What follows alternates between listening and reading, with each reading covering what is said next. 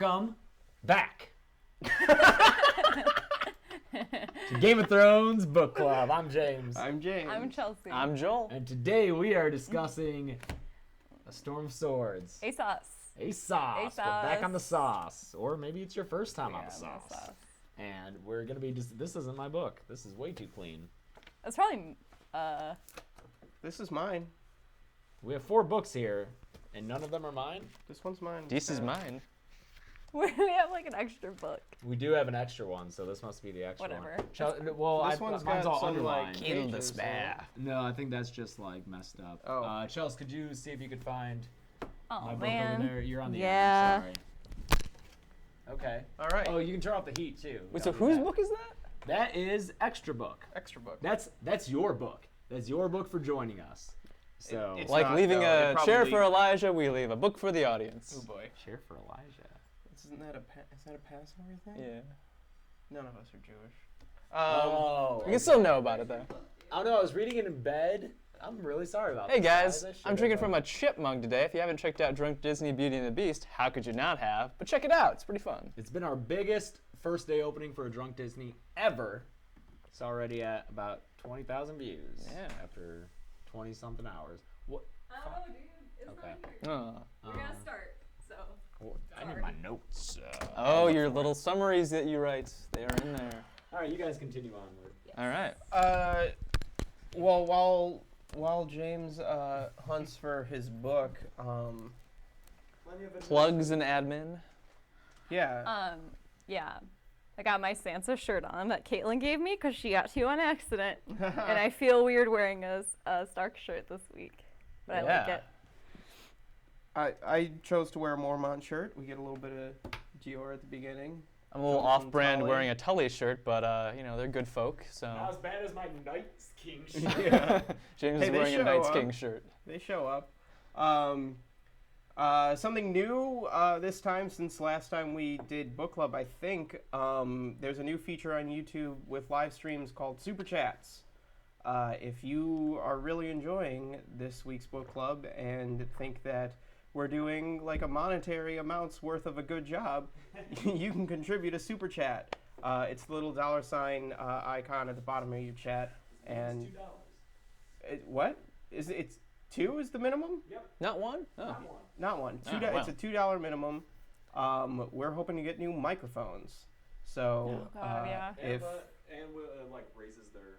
oh yeah, Oh, and yeah. your chat will show up and it will like stay there for us to see and stuff. So it's a cool little bonus feature. So Yeah, if you you're sub- like if you contribute to Super Chat, your message gets bumped to the top. So if there's a that it? question you want us to answer, It was that or book just all along? something. You son of a bitch. It just looks so clean. But I guess that's because it's a new Oh book. my gosh, You're a monster. we had we had a late night last night. We went and saw Get Out, and then we Yeah. stayed up till 3 in the morning watching the O.J. Simpson Made in America documentary. We got our We juiced.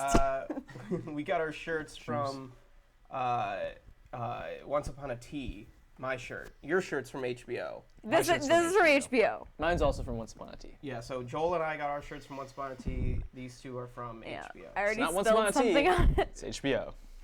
Already got stuff on it. We have a sigil this week Yeah. from Sigil. Sigil Book Club Sigil from Billy. Oh. Billy in Australia. Billy.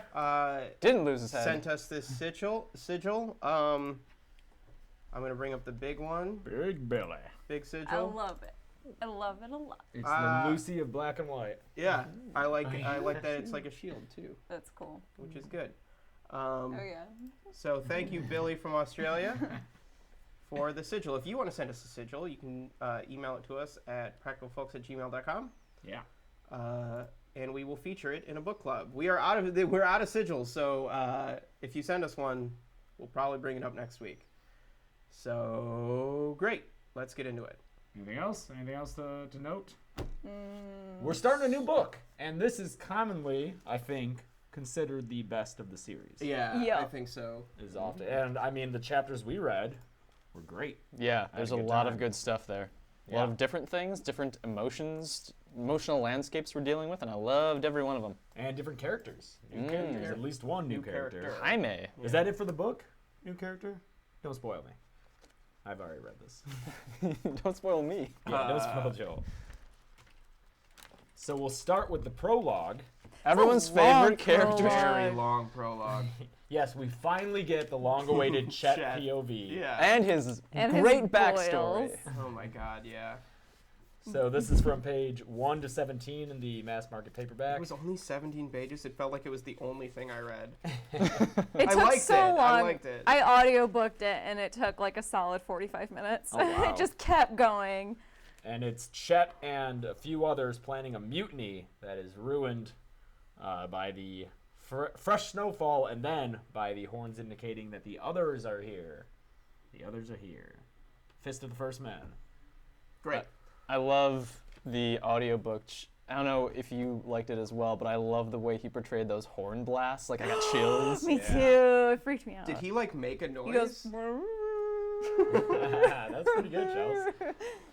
Yeah. I should get the audiobooks. If you want to get the audiobooks, you can click a link in our description below to sign up for Audible and get a free audiobook when you sign up for a trial. And you could get Storm of Swords. Maybe I'll do that. Yeah, you should do that. Yeah, and then I've done that. it'll help us I'm not out. going to do that. Oh, great. I used my Thanks. free trial already. I got yes. Infinite Chest. I really like. I love.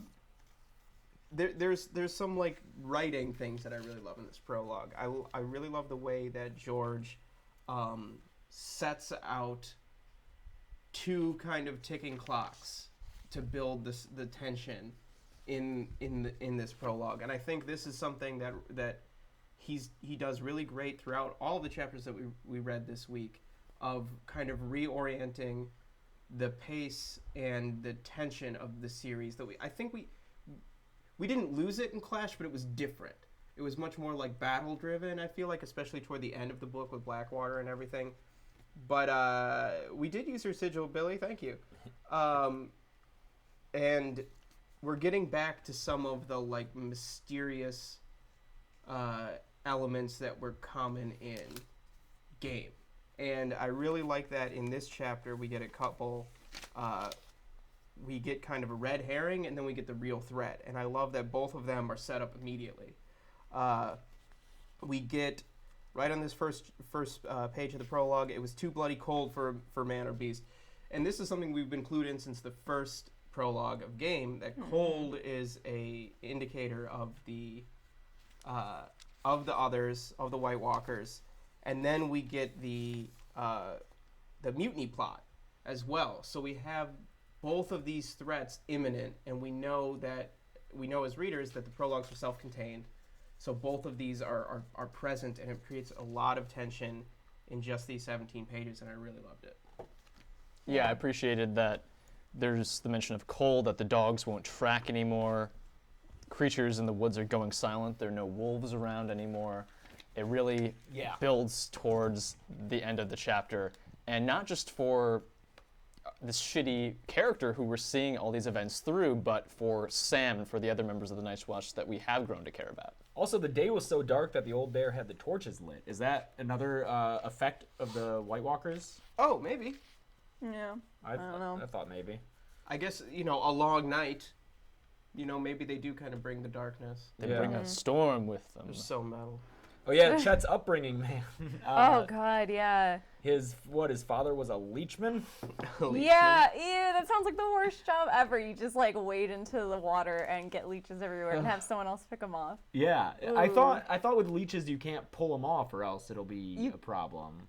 It probably is a problem. I mean, they bite you. Yeah, so don't you get like the teeth stuck in you? But if you just pull like, them? when the maesters are buying them, what was it, like 12 for a penny? Yeah. God. Then who cares? You gotta get those leeches. You don't have time to like salt them, and that probably like removes a lot of the. Yeah, they want the leech. They want them alive. Yeah. I like getting all of his backstory because it's weird because Chet for me is both like the most non-threatening but also like super terrifying. I think because I'm reading it as a woman, and he I like that George explores toxic masculinity. He Yeah. explores it a lot and doesn't shy away from it. And I think that's why I appreciate the book so much. What are you referring to specifically in this chapter? His story about how he figured this woman in his town would sleep with him because she sleeps with everyone else. So why not me? And he picked her flowers, and he picked her flowers, so she should have. She owed him. She owed And then him, fucking- and then he kills her. He Yeah. stabs her. Yeah. And I think he kind of gets his jollies a little bit from like stabbing her. Oh, yeah, yeah, he he says talks- that So was. he's a serial killer. Yeah, he's like, that was a Maybe. sweet moment, the look on her face. So he pulled the knife out and put it in her again. Yeah, Chet. I mean, before we It's very sexual. when we've seen him before, it's like, oh, who's this like pissed off guy who's kind of a dick?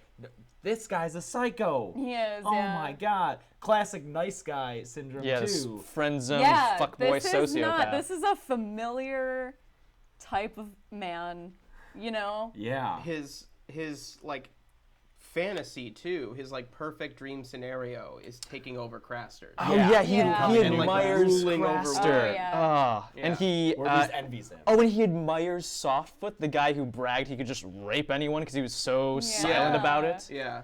But that's why Ugh. I don't know. I like that there's this acknowledgement by George that like this is I don't know, like that's just what this world is, that this exists. That like men exist now who think like this. you Yeah. know? Yeah. I don't know. So I liked that backstory. But then at the same time, he's so not threatening. I think just because like him and the other mutineers turned into a Monty Python sketch where they're arguing With about Small the Paul. crow. And he's like, I want to keep the crow. Like, fine, you can, whatever. And then like maybe we should kill Small Paul. Maybe I should kill you. Yeah. I want to talk about Small Paul a little bit Oh. Yeah. because he's a very pitiable character, right? I Like, guess. I mean, Yeah. he's obviously has some He's thinking slow. problems. Yeah. It reminds me of. Is that okay? I don't know if that term As soon is as correct. it came out, I was like, I don't know about that. I'm not sure if that's. He's slow. He's not the sharpest tool in the shed. Yeah. Sure. Yeah. He's Lenny. He's Lenny. He He's is. straight up He's Lenny. He's straight up Lenny. Yeah. But I think I wanted to ask you guys. So, Small Paul asks. This is right on page 2. Like, do we have to kill the old bear? Why don't we just go off and let him be? Like, how do you guys feel about George building sympathy for Small Paul? And what do you think about? Because I felt that he needed a presence like Small Paul in this band of mutineers to play foil against Chet and Lark, 1, and 2, Sister man. to represent that there are people who are not just like disgusting, awful people who are fed up with their circumstances. Yeah, I think it does exactly that. I think it would be, especially going from the contrast of last spending the most time in the end of A Clash of Kings with Qhorin Halfhand and those models of discipline from the Night's Watch, seeing these weak, uncommitted, I want to go back where it's warm kind of guys, it's easy to dismiss Chet as a horrible person who's just not made of the right stuff, but seeing all these other men who are nicer people want the same thing, I think gives me pause at least. Because I think, Give you small paws. yes, Small Paul. it does make me think a little bit about how much Gior is actually procrastinating and hesitating and being indecisive. Yeah, that's one of the things that I've said repeatedly over book club, that on this reread, I've just thought a little less of Gior. He's a fine guy, but he's just a little bit naive, a little bit bumbling almost. I feel that. I think he's not a wartime commander. You know, like I think that he's not very good to. He's the reverse Churchill. He's not good at tactics or strategy. He can, you know, run Castle Black fine, but even there he made mistakes. Like Sir Alistair Thorne should not have been teaching. You know, like he's kind of like, well, everything seems fine, so it's probably fine. And then, what do you guys think of Gior? What? Well, I'm sorry, Jordan saying that she thought of Chet, Lark, and Small Paul as the 3 guys from Princess Bride. That's given a little bit too much credit to Lark, but That's amazing. Chet as Wallachon. Small Paul as Andre the Giant, and Lark as Inigo Montoya. Yeah. Oh, okay. Vizzini. Is it Vizzini? Vizzini, yeah. What were you gonna say about Gior? Sorry, I liked it. So throughout the prologue, Chet's like, he's never going to listen to Thorin Smallwood. He's never going to listen to him. He's never going to listen to him. And then he does. And he listens to Thorin Smallwood, and he's like, we're going to go attack. Yeah. And then, so what do you guys, like, is that heeding good counsel, or is that the wrong move? Like he's rallying these men who he probably, like, the way that I read it is, like, they're not going to make it back to the wall. He needs to make the most of these 300 guys. Yeah. At first, I would have said, based on what we knew of Thorin and his estimates of the Wildlings before seeming kind of foolhardy in the last book, I would have thought that he's just bowing to pressure to do something. But knowing what Corran Halfhand did, and that he was following the mission of whatever we can do to slow their advance, our lives are worth that. Right. It made me admire that choice. But you can't do that with the whole of the Night's Watch, because Corran Halfhand and then that small band of 5 guys, they give their lives to slow him down. It helps Gior and the rest of them. If Gior and the rest of them give their lives to slow them down, what's stopping them after that? Is no one at Castle Black then to defend? No, not much. Yeah, there's people this is a there, third of but, their like, force, not... I think they say. And it's probably like the best third. Oh, sure. I mean, Gren and Pip are back there. I think but eventually they're we still... find out it's the best third. I think it depends on Gren's whether here. Oh, Pip's back there. Yeah. But he's still a boy green. Yep. I think it depends on whether you believe that they would be able to do a significant blow based on Thorin saying that their lack of discipline matters. Yeah, I don't know. I just like it bums me out that this is such a colossal failure. No, Night's Watch. Yeah, Ranging. just in The general. Great Ranging general. is like a huge fuck up. Yeah. And this, equivalent to the show, this is what, the end of season 2, like the last season? This is like the end of season 2. Which doesn't make sense to me because they like march by Sam and don't kill him. Right. Like that scene. Well, I don't want to get into show stuff. I'm just saying. One detail that's dropped in here that seemingly is unconnected. Did you just Salt Bae? Yeah, just Salt Bae'd some. Did you see the Salt Bae effect in Beauty and the Beast? Yeah. It was all right, right? Wait, Grayson, works. did you just do a hello from the Magic Tavern? I did. You son of a bitch, I knew you did. I don't want to talk about show stuff. All right, go ahead. It was when he's talking about the flowers that he got. Oh, yep. I picked you flowers, wild roses, and tansy in Yep. golden cups. I underlined that. Oh, So I didn't even here we see have it. Tansy is a flower. Pansy's a flower. Like Yep. roses and golden cups. Wow. File that away. I mean, we in the first cat we chat, ruined we it read it. already, too. We did also ruin it, but if We you ruined weren't it. here when we ruined it, then you have We some don't need. surprises Yeah. ahead. Who knows? We fucked up, though. I will say, I felt bad for Chet when he was everyone. I saw like everyone out of the corner of my eye. Like I felt bad for him when he's talking about having his job taken away and given to Sam. I mean, that sucks, yeah, but That sucks. he can't read. He can't read. Oh. Sam should have that job. I know, but I would resent Sam too if I was Chet. I would resent oh, Sam. just Yeah. Sure. I can't read. Just because You're I'm terrible at my just job. because I'm terrible at my job means you're gonna replace me with someone who's better. Come on. I was there first. Yeah. Tansy is on page 15.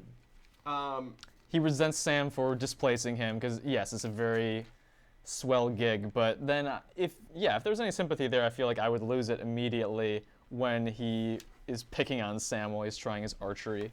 He also tries to go kill him anyway, Yeah. even when so what? He's just like, I'm gonna, like, if he killed Sam, did he expect to die, or He just... expected to die in the fight, yeah. Oh. Yeah. Oh, if Wildling's coming. Yeah. Yeah. Oh, but I'll kill Sam I'll first. take some I'll piggy. at least get to kill Sam and feel that Yeah. feeling one Yeah. more time. So Come just one more so masculine. Oh, actually, before the Wildlings before it's the second blast, he's gonna go kill Sam anyway because the snow has already ruined their plans to Yeah, escape. I so love he's that. just gonna kill Sam. Yeah, because, you know, that's real masculine and Yeah. cool. Like, oh, killing Sam. Sleeping Sam. No Sleeping less. Sam, come on. And then Sam, so like clueless, just like, was it one blast or two? Like, Yeah. but then there are three. Yeah, my Rhodotrice. That's what he does. And have we heard before that 3 blast means others? Yes. Yeah, yes. for sure. But they spell it out just in case you forgot. Yeah. 3 means others. I love it. I love that ending. And then he pissed himself. And then you Yeah. can just imagine like Yeah. the cold open of the I season. know. Yeah. Man, good prologue. Good prologue. They always are. The prologues and the epilogues are always great. Yeah. We haven't had an I do epilogue. remember the 2 prologues of the next 2 books being confusing when I The read next them. one especially. Next one is Pig. Yeah. Yeah, so heads up for that in like a year. Yeah. But I remember being very confused by them. I really like this one. Any other kind of thoughts? I love the snow. That the snow comes and ruins their plan. Yeah, I was like, my please. It was, yeah, it was fucking there. I'm gonna go kill Sam. So. Yeah. Is there any other kind of like? It's just a well-paced. Like the cold keeps being brought up. Okay. One other thing I want to point out on page 5, the last paragraph of page 5, the plan was Chet's. He's the clever one. And to be fair, it's not a bad plan. It's not. It could have actually gone yeah. off this way. could've, They yeah. thought about getting rid of the ravens, killing all the people who only would, the people who they need yes, to kill. and who would come after them and obscuring their trail. And then going, he at least is the cleverest of them. He would go to where he wouldn't be found, whereas everyone else is like, oh, I'll go home, sure. Oh wait, but he said Craster? He would definitely be He'd found be at definitely Craster's. found at Craster. They stop at Craster's all the time. Yeah. I think I can't got him just, like- confused with one of the guys who thought he would go to Pentos or something. Pentos is where you want to go. Yeah. Yeah. Sister man can't go home to the sister mans. No, No. silly sister man. Sisters. Tricks are for kids. Okay, let's. Let's move Jamie, on. Jamie. Jaime. Yeah, Jaime. I'm so Jaime. Who's I'm so. Oh, are we in Dorne? excited for. Nope, spelled that right. I'm so excited. Oh yeah, Yeah, dude, Jaime. it's Jaime. It's Jaime. How have you been a fan this long and you try to spell it like I've never- like non-fantasy like? I've never It's noticed also that. Jamie One. God damn it. This guy. Jaime, the I've most never popular noticed boy in King's. Sorry, that's Summer Heights High. Ah, Reference that's if right. anyone liked that show. So this is Wow. Jamie chapter 1, This pages is like an Alistair Thorne moment. 18 to 32 in the mass market paperback. This is Jamie and Brienne's river adventure, and Cleos is there too, in case you forgot. 'Cause I Yeah, the did. show forgot. the show definitely forgot he's about Joe there. didn't Cleos want to for pay it. another actor. No, I mean I like the sexual tension of Jamie and Brienne by themselves. I like it there with Cleos being Just- like her. Yeah, I like it as a choice that the show got rid of it because Cleos acts as a buffer, meaning I think it's gonna take longer for them to like really Fall in come love. to. I was gonna say come to blows, but If only.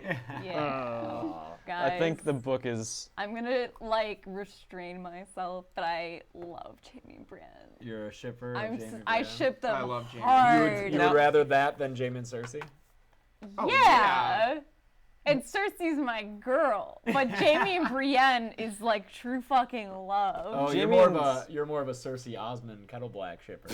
Yeah, oh OTP. yeah. Jaime and Cersei already doesn't seem particularly healthy for Jaime, but we're starting from a place where every thought about Brienne from Jaime is mean and sexist. Not every thought. Not every Oh, time. almost Her fine. He says Towards she the has end. pretty eyes. And admires her muscles, which is important to Jamie.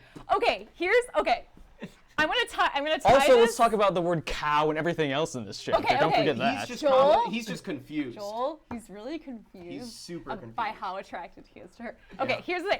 I'm gonna tie this all together with like relevant things happening in the world right now. Oh. I love Jaime and Brienne so much because I hate the fact that we never get a Beauty and the Beast type story where the woman is the beast and the man's the beauty. Ooh. And Jaime and Brienne is like a Beauty and the Beast kind of story. Ooh, Sure. amend Westeros.org. Amend your Beauty and the Beast stuff with that shit. That's true, yeah. Why would they have Sandor? Sansa and Sandor, Sandor, Sansa, but yeah. I love the idea of like the man coming to love the person underneath.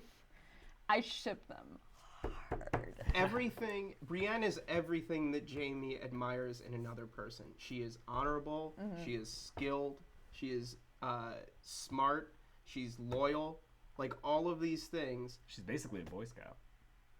She, I mean, She's- she Sure, is. I Yeah. guess, yeah. but like that's why I love that like Brienne the Beauty is this mocking name that she's been given. But like she is Brienne the Beauty Yeah. because she's beautiful on the inside. Well, it's a mocking name that's true, just like Jaime's Kingslayer is a mocking name that's true. There's so many things that tie them together, and it, you know, like she's tall and blonde, and like it's just great. Yeah, Cersei's Gaston. Cersei is Gaston. Well, I was gonna say, to me, so much of the things that you say that he values have been dead to him for a long time. They might have been what he valued at one point when he was, you know, bright-eyed and idealistic joining the Kingsguard, but I don't see those things now in his behavior. So if it awakens those things in him, I'll look out for It it. just Great. might, Joel. But right now, he's right. We're looking at Jaime right now, not Jaime in the future. And as we said a lot in Game of Thrones and a little bit in Clash of Kings, the first sentence of a new character's point of view really informs us about their worldview. And Jaime's first sentence is, an east wind blew through his tangled hair as soft and fragrant as Cersei's fingers. His very first sentence is about Cersei. Smell my And fingers.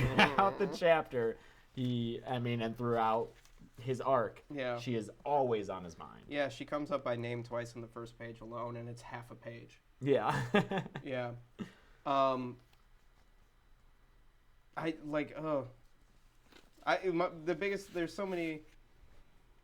What I love about Jaime too is that Jaime, out of the gate, like Tyrion, and this is the third book, so George has had some time. Obviously, like Jaime's been a character, but even being in Jaime's head and seeing Jaime talk, probably the most we've seen Jaime talk.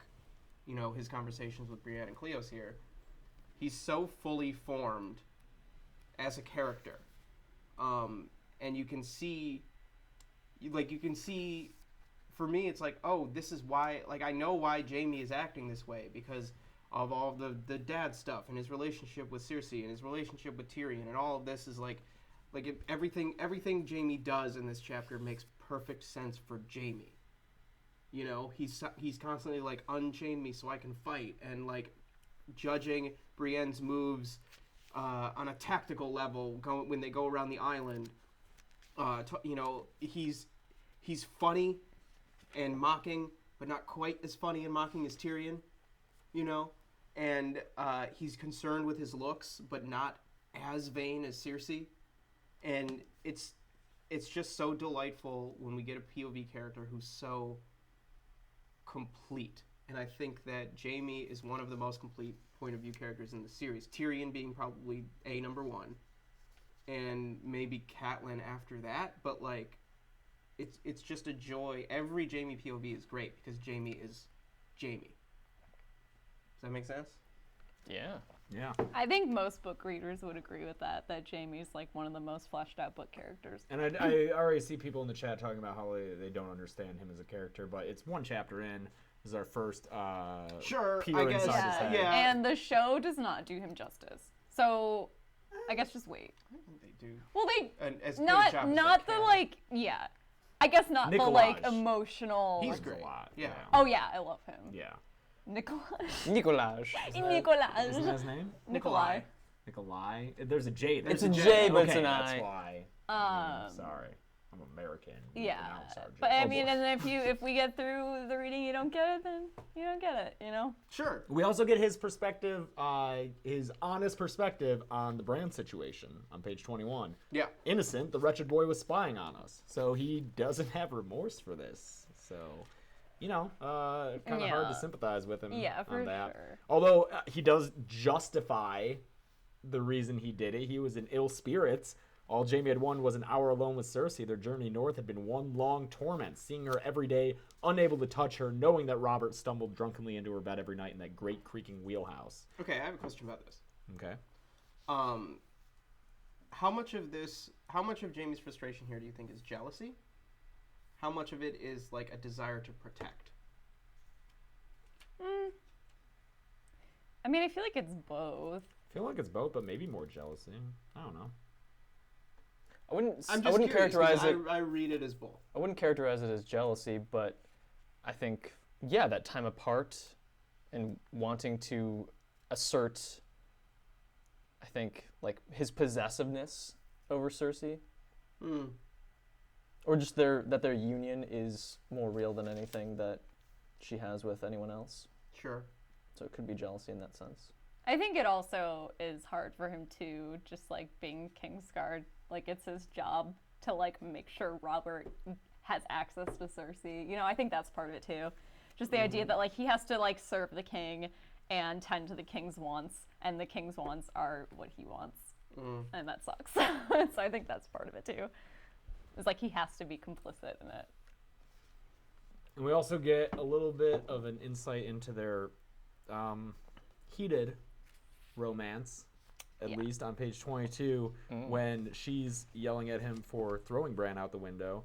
And he does say, if truth be told, Jaime had come to rue heaving Brandon Stark out the window, but I think mostly because Cersei just was mad at him for it. I don't think he personally feels bad about it.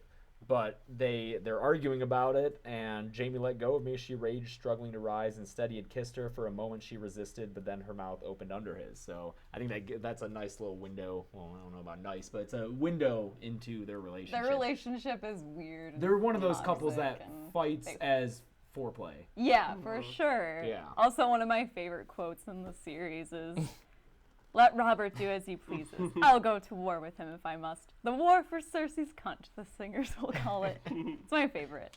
I like in the show she slaps him. Here she doesn't.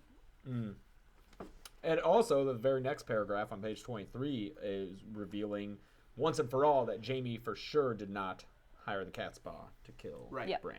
Yes.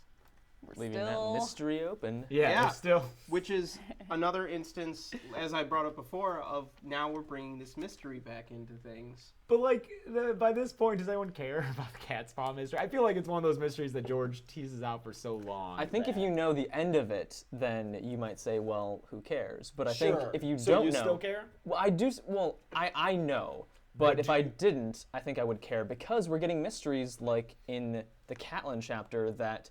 If you don't know what it is, you're like, I don't know what this is. Strange, mysterious. If you do know what it is, at least for that mystery, huge implications for current and future events. I think there's a few things that tie together. There are threads, you can trace threads through each chapter of these readings to different things that kind of connect, and I think this is one of those moments. This is a moment, without giving too much away, that I think connects to some things that we learn in another chapter later in this reading that I think then carries throughout the book. So the resolution of the Catspaw mystery isn't necessarily important as the resolution of the Catspaw mystery, but leading to an event later in the series. Okay. Just a few more points on the Cersei-Jaime relationship. We have an insight into Cersei was the only woman he had ever wanted. So he does not. I think that's like the first time we learn that Jaime's only ever been with Cersei. Yeah, right. He's never been with another woman. He's never been with another woman, which is an interesting reveal because Jaime's a hottie. Like women throw themselves at him, and it's weird because he likes to taunt women with sexuality. Like Catelyn, he is like, "Show me what's under your gown" when she comes in, and like he taunts Brienne in the same way. But it's weird because he isn't actually sexual like that IRL. To me, that's him playing a part that he sees other men in his position play. And that he sees other people expecting of him. Totally. Yeah. Like, damn it. It's a part of that swagger that is what you would expect of him. Yeah. And on the subject of his like looks. Yeah. I like how Cleo's Frey is like, you'd be shaved bald? And he's so, like, appalled by, like, that Jaime would shave it, like, cut his hair. And the only hesitation or Yep. that Jaime has is, I don't look as much like Cersei this way. She'll hate that. Mm-hmm. That was really telling to me because that made me think about, that's strange. That is a weird expression because it's not that she is loving him for himself. She is loving their sameness. Like she is loving a masculine version of herself. Yeah. She wants to have sex with the man she thinks she should have been. Yeah. Yeah. And it's real weird. And it's also weird for me that he, maybe because he doesn't have experience of other women and grew up with her and it's so become normal, but he doesn't think of that as, extraordinary. Like, he just thinks, oh, I better, grow this all back later because Cersei's going to want it and I want Cersei to want me. Yeah. I really love that she'll hate that. I think that's a really important distinction. Well, we've talked a lot about Jaime and Cersei. How about Jaime and Brienne?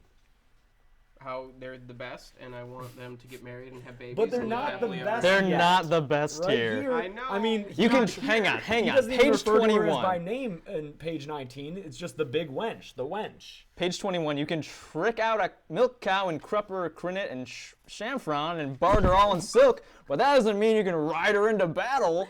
Yeah. That's not nice. Yeah. It's not nice. But It's it's not earned. nice. Cool, we'll get there. We're not there yet. I know. He has every mean thought about her. Yeah, he's very cruel to He her. has He is. good thoughts creeping in, and I think that's very confusing to him. But also think of like how a character like Catelyn also thought about Brienne. Yeah. Catelyn also is like Oh, I'm not saying, she's This is bad a- No too. one is nice pitiful to Brienne creature. at first. Yeah. And then Brienne's greatness wins them over. I like Brienne. I feel bad. Oh, for dude. I Brienne. love Brienne. I appreciated so this other ship from River Run is following them, and it's a Robin pursuit. Riker. Yeah, I appreciate that they Yeah. work together and he could have sold her out, but I think for his own survival, at first he is helping her, and then at the end, I do see your point that he could free himself and leave her behind, and instead he stretches out that oar. Yeah. Yeah. Because the hottest thing she could do is take out an entire boat by herself. Like, for Jaime, it's like, oh shit, what an awesome battle move.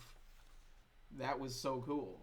And also, this sets up the end of this chapter sets up the whole relationship between Jaime, Brienne, and oaths, because Jaime is known realm-wide for breaking an oath and slaying a king, whereas Brienne says, "I want none of your thanks, Kingslayer. I swore an oath to bring you safe to King's Landing." And his response, "And you actually mean to keep it?" Now there's a wonder. What do you guys think of the line, Jaime gave her his brightest smile? Where is that? It's the last that's line. in the last line, and you actually meant Oh. to keep it. Jaime gave her his brightest smile. I think Now he's there's a wonder. I think he's still in a place of sarcasm, but that, as we're seeing, he may not know that his feelings are changing, being Sure. conflicted. Because this is right after. Instead, he found himself stretching the oar out over the water. So I think there is some sincerity in that, and this is what makes Jaime chapters so excellent, is the conflict within every single line. You can read every line having that internal conflict, and just a slight move towards change. There's certainly a baseline created. If there were a lot of movement towards that already, I would not feel that it would be earned later, a relationship between them. But things like him laughing at her, growling with fierceness, calling her the hound with teats, all of these things I think contribute to, if it goes the way you're saying, it feeling like it's earned. Well, I really like this. I really like this the different perspectives that we have right here in a reread and first read. I hope I'm not giving too much away. I mean, we know from the show that like their relationship changes. They have meaningful looks. Right. So, you know, I'm glad you're pushing back. Yeah. So this action sequence is a little confusing, right? It was confusing for me because I was audiobooking it, and when I do audiobooks, it's a lot harder for me to keep track of like Well, if you miss a sentence, you're screwed. actions. Yeah, I was like, whatever. I kind of zoned out at a point. So like rounds a cliff, and then she jumps off the boat, climbs up the cliff, and then when Rhaegar rounds the cliff, she rolls a boulder onto him. It's an island in the middle of the river, Okay. and one side of the island is more shallow and rocky, Yeah, And with a the cliff face with a facing cliff it. face, and Okay. the other side is deeper. So you'd expect to go down So there. the big skiff with all the oars and the people has to go on the deeper side, and their two-person boat can go on the shallow side. So she climbs So- up and then over. and over the and island? pushes the rock onto them from Oh. that side. It's an awesome move.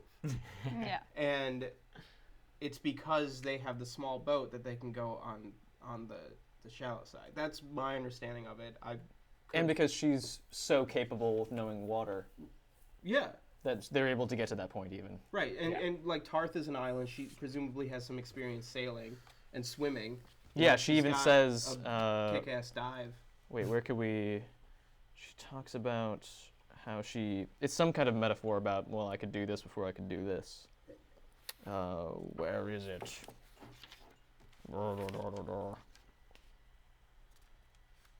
She has some brag. It's pretty great. Oh, wait, here we go. Page 25. I do not...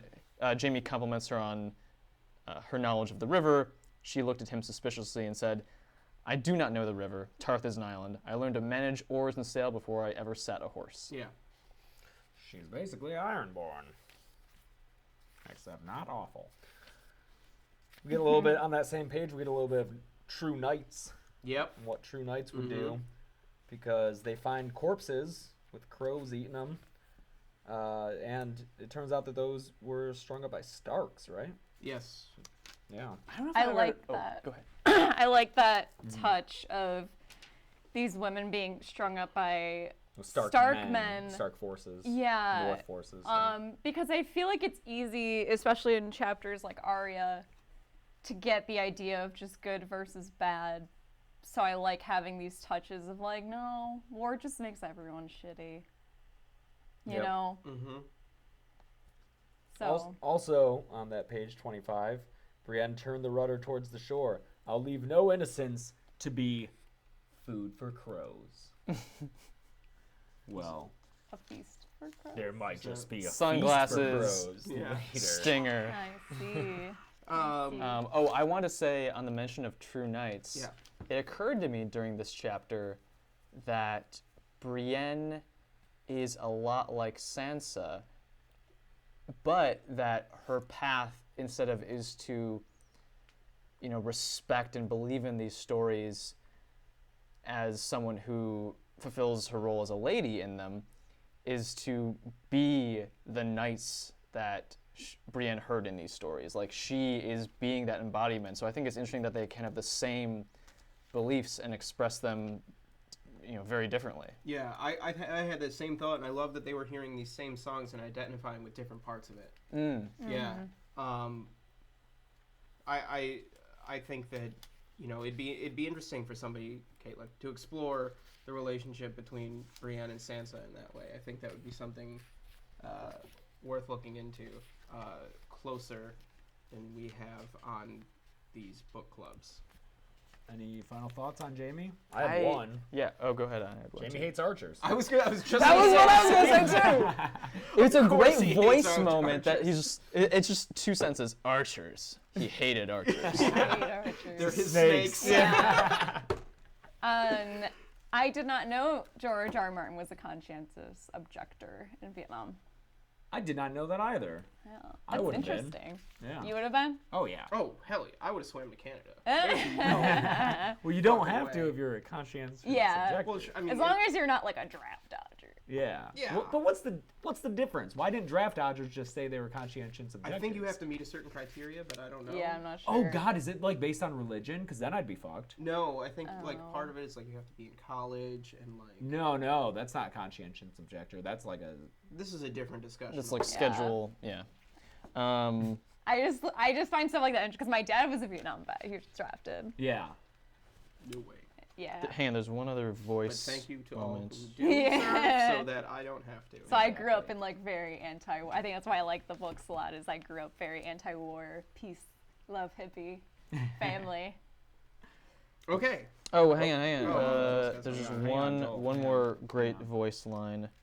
I wanted to find where it was. Oh, there's also, in addition to hating archers, on page 28, when he says, the best we can hope for is to die with swords in our hands, he was perfectly sincere. Jaime Lannister had never been afraid of death.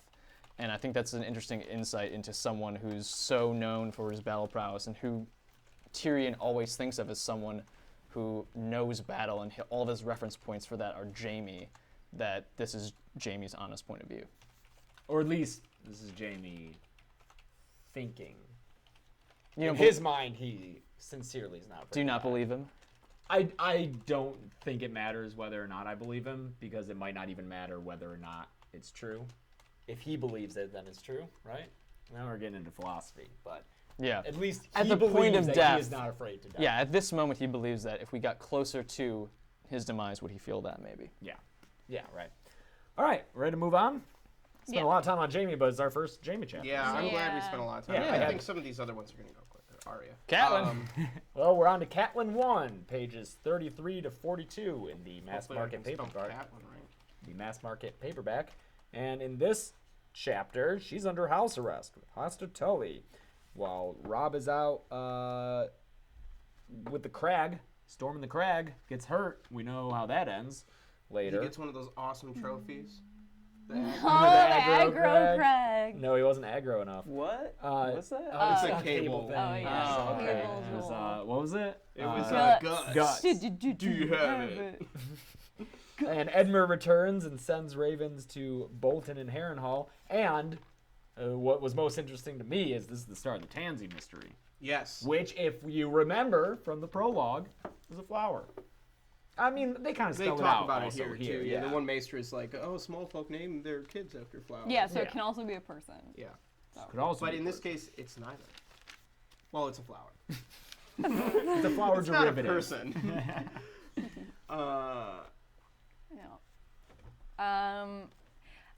The thing with Catelyn, I get at this point, like her sending Jaime off with Brienne. That's a thing where I can get on board with people being really annoyed at Catelyn.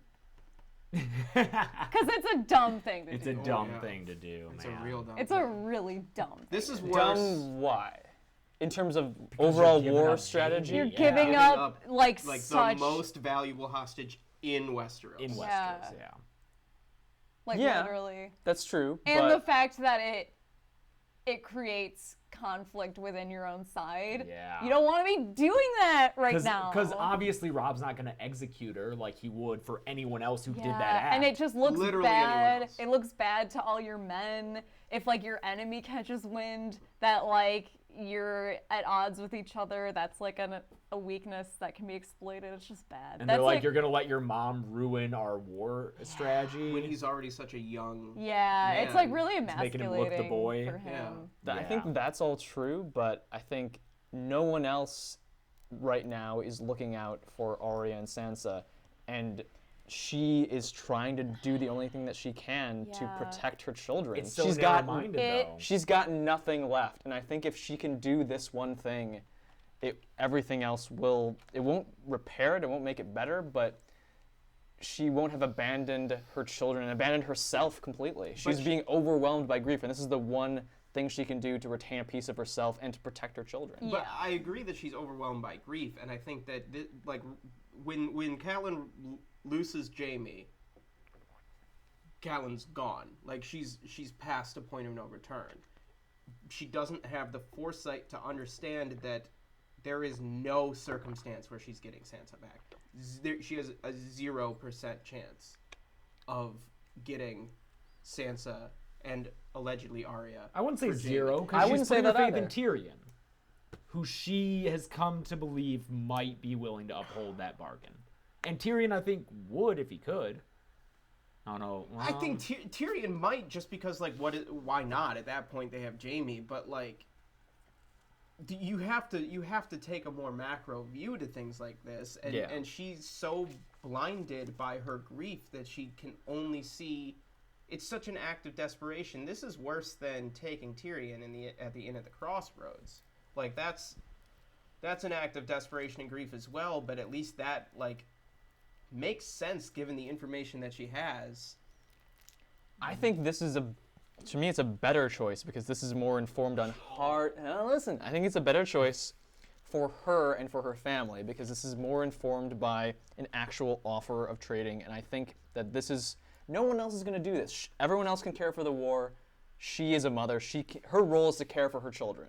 But when that care and the decision she makes based on that care affects the entire war, I think it's a mistake. To me, you're sounding a little bit like Edmure because she is not the one who has just fucked up the war. Edmure has fucked up the war. Oh. Yes, absolutely. Edmure can make some... He comes in complaining about you've screwed us all when he was the one who just diverted Tywin east and made Stannis lose. So he has no leg to stand on. Wait, what?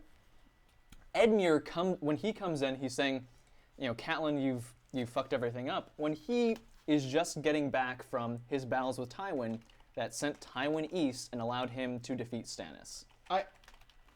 So tactically, if you want to talk on a macro level, I don't think he especially can criticize Catelyn. Right, but there's also... Okay, yes, Edmure's making some bonehead moves about the war, but Robb's winning in the West. And he has to come back to deal with this shit. Like, it's one thing for Edmure to make bad moves in the Riverlands and maybe lose some lands in the Riverlands, but if Robb were able to stay in the West and succeed... I don't think he's coming back because of this. He's coming back because of everything that's going on with the Freys, right? No, I think he comes back because of this. I could be wrong. I don't remember exactly why he comes back, because, like, he gets wounded and whatever, but, like... I mean, I think once Freys get wind of what's going to go on with him marrying somebody else... I don't think they summon him back. I think their army, like, leaves, right? Well, this is all stuff that we'll get to. let's... All right. Yeah. Anyway, Let's talk about this That's- chapter. yeah. let's talk about the Tansy mystery, guys, because that's some shit. Oh, man, the audiobook, I feel like his Hoster voice is so good. Yeah. Tansy. Forgive me the blood, oh please, Tansy. You'll have others, sweet babes and trueborn. Yeah, I think it's important. Let's maybe right now piece together what's going on with Lysa and Jon Arryn. I think maybe that's a good thing we could right now kind of dissect and clarify for people in terms of Love their this revelation. in terms of their marriage. Do you want to talk about it? Sure. Okay. So we get this chapter throughout the chapter where Catelyn is listening to her dying father's kind of delirious fever dreams, and it starts with Tansy. Forgive me the blood, oh please. You'll have others, sweet babes and trueborn. So throughout this chapter, Catelyn, who's under house arrest, is trying to piece together what Tansy could mean. She first thinks it's a person. Then she thinks it's a nickname for Lysa. Then she thinks it's a nickname for Lysa, the way that could Tansy be some sort of pet name he called Lysa, the way he called me Cat. You'll have others, he said, sweet babes. This is on 38. You'll have others, he said, sweet babes and trueborn. Lysa had miscarried 5 times, twice in the Eyrie, thrice at King's Landing, but never at River Run, unless she was with child that first time. So now she thinks that their wedding night, right before the war, Robert's Rebellion, Lysa got pregnant by Jon Arryn, the way Catelyn did by Ned. But as she's thinking about it, she realizes that Jon Arryn, an old man who needed an heir, needed a young wife if House Arryn, this is on 39, needed a young wife if House Arryn was to continue, a young wife known to be fertile. So this is when Catelyn figures out that it was not Jon Arryn's child. I don't think. How does she I peek? don't Because think, she she's says- not discovered No, that yet. yes, she does, because she says, you made him take her. Lysa was the price Jon Arryn had to pay for the swords and spears of House Tully. She is a ruined woman that a noble lord like Jon Arryn otherwise wouldn't want. But Hoster could sell her to him as she will have it. She got pregnant before, she will get pregnant again. I don't think that's not what I took away from it. Where is this in This the is on text? 39. What? My read of that was, Hold on, I Okay. want to follow along with what you guys are saying. Okay. So, if she had lost a child before, Where's this? this is on 39. This is Catelyn's italics thoughts. Okay. If she had lost a I child see. before, that might explain father's words, and much else besides. Lysa's match with Lord Arryn had been hastily arranged, and Jon was an old man, even older than their father, an old man without an heir. And then she explains how he lost his heirs. He needed a young wife if House Arryn was to continue. In italics, a young wife known to be fertile. Okay. And then she says later to Hoster, Lysa was the price Jon Arryn had to pay for the swords and spears of House Tully. Hoster made the deal with Jon to sell a young wife he knew could get pregnant. Yeah. that makes sense, but it's missing some pieces for me. Sure. Because from Catelyn's perspective is what I'm missing. Because she talks about her being pregnant, missing her moon blood Yep. at the same time as Lysa. And But then Lysa gets hers. well, yeah, what I'm saying is they get it at the same they miss it at the same time, meaning that Catelyn and Ned's wedding night was what caused it, and presumably it's from the same thing. Now, Yeah. my read of that was that Tansy... But here it says, but Lysa's blood had come not long after. Yes, that's what I'm... So my read of this was that Tansy... That her losing the child then was part of... Well, okay, so I thought that her losing the child then was as part of Tansy. No. How... This is where my knowledge of timelines is a little bit lacking. How much of a gap is there between this and... Yes. well, and Littlefinger leaving River Run? That's the $1 million question. Yeah. That's I the d- question I see you what- should be asking. I see what you're saying now, because the implication to me was, because the discussion was Tansy was right here, that, oh, they were too close together, and so pregnancy, but that this was the first of several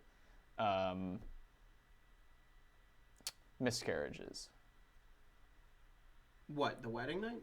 Yeah. But that doesn't matter because it was the deal to make the marriage that she had to be known to be fertile Yeah. prior to the deal to be married. I So wonder the if miscarriage just came yeah. before that. I wonder if just Hoster knew that, or whether Jon Arryn knew it too. And the bigger question for me, then, I'm completely with you now. I see what you're saying. Why is Catelyn's next thought not who, how? How was she pregnant before this, and who? No need Because to I worry think about such details. because all right, so let's think about Catelyn though. Let's think about like family duty honor. Her next thought is not about who. Her next thought is about no wonder her sister's marriage had been so loveless. She's thinking about Lysa and her personal feelings toward the issue. That's Cat. Mm-hmm. You know, that's her to a fault. Is thinking about her family's feelings and interests. She's not seeing the forest through the trees, and that's one of her biggest flaws. Overall, I appreciated this, as you were saying, in these chapters, we're getting the reintroduction of mystery. Yeah. This feels, for the implications that we know later, this feels like out of a detective novel, to have this piece of information very critical to what's happening now, what's going to happen in the future, being cryptically said by a dying man. So there's suspense in will, the person who's hearing it, Catelyn, who has incomplete information, figure it out. Can we figure it out by the time he dies? I think it's super cool. Yeah.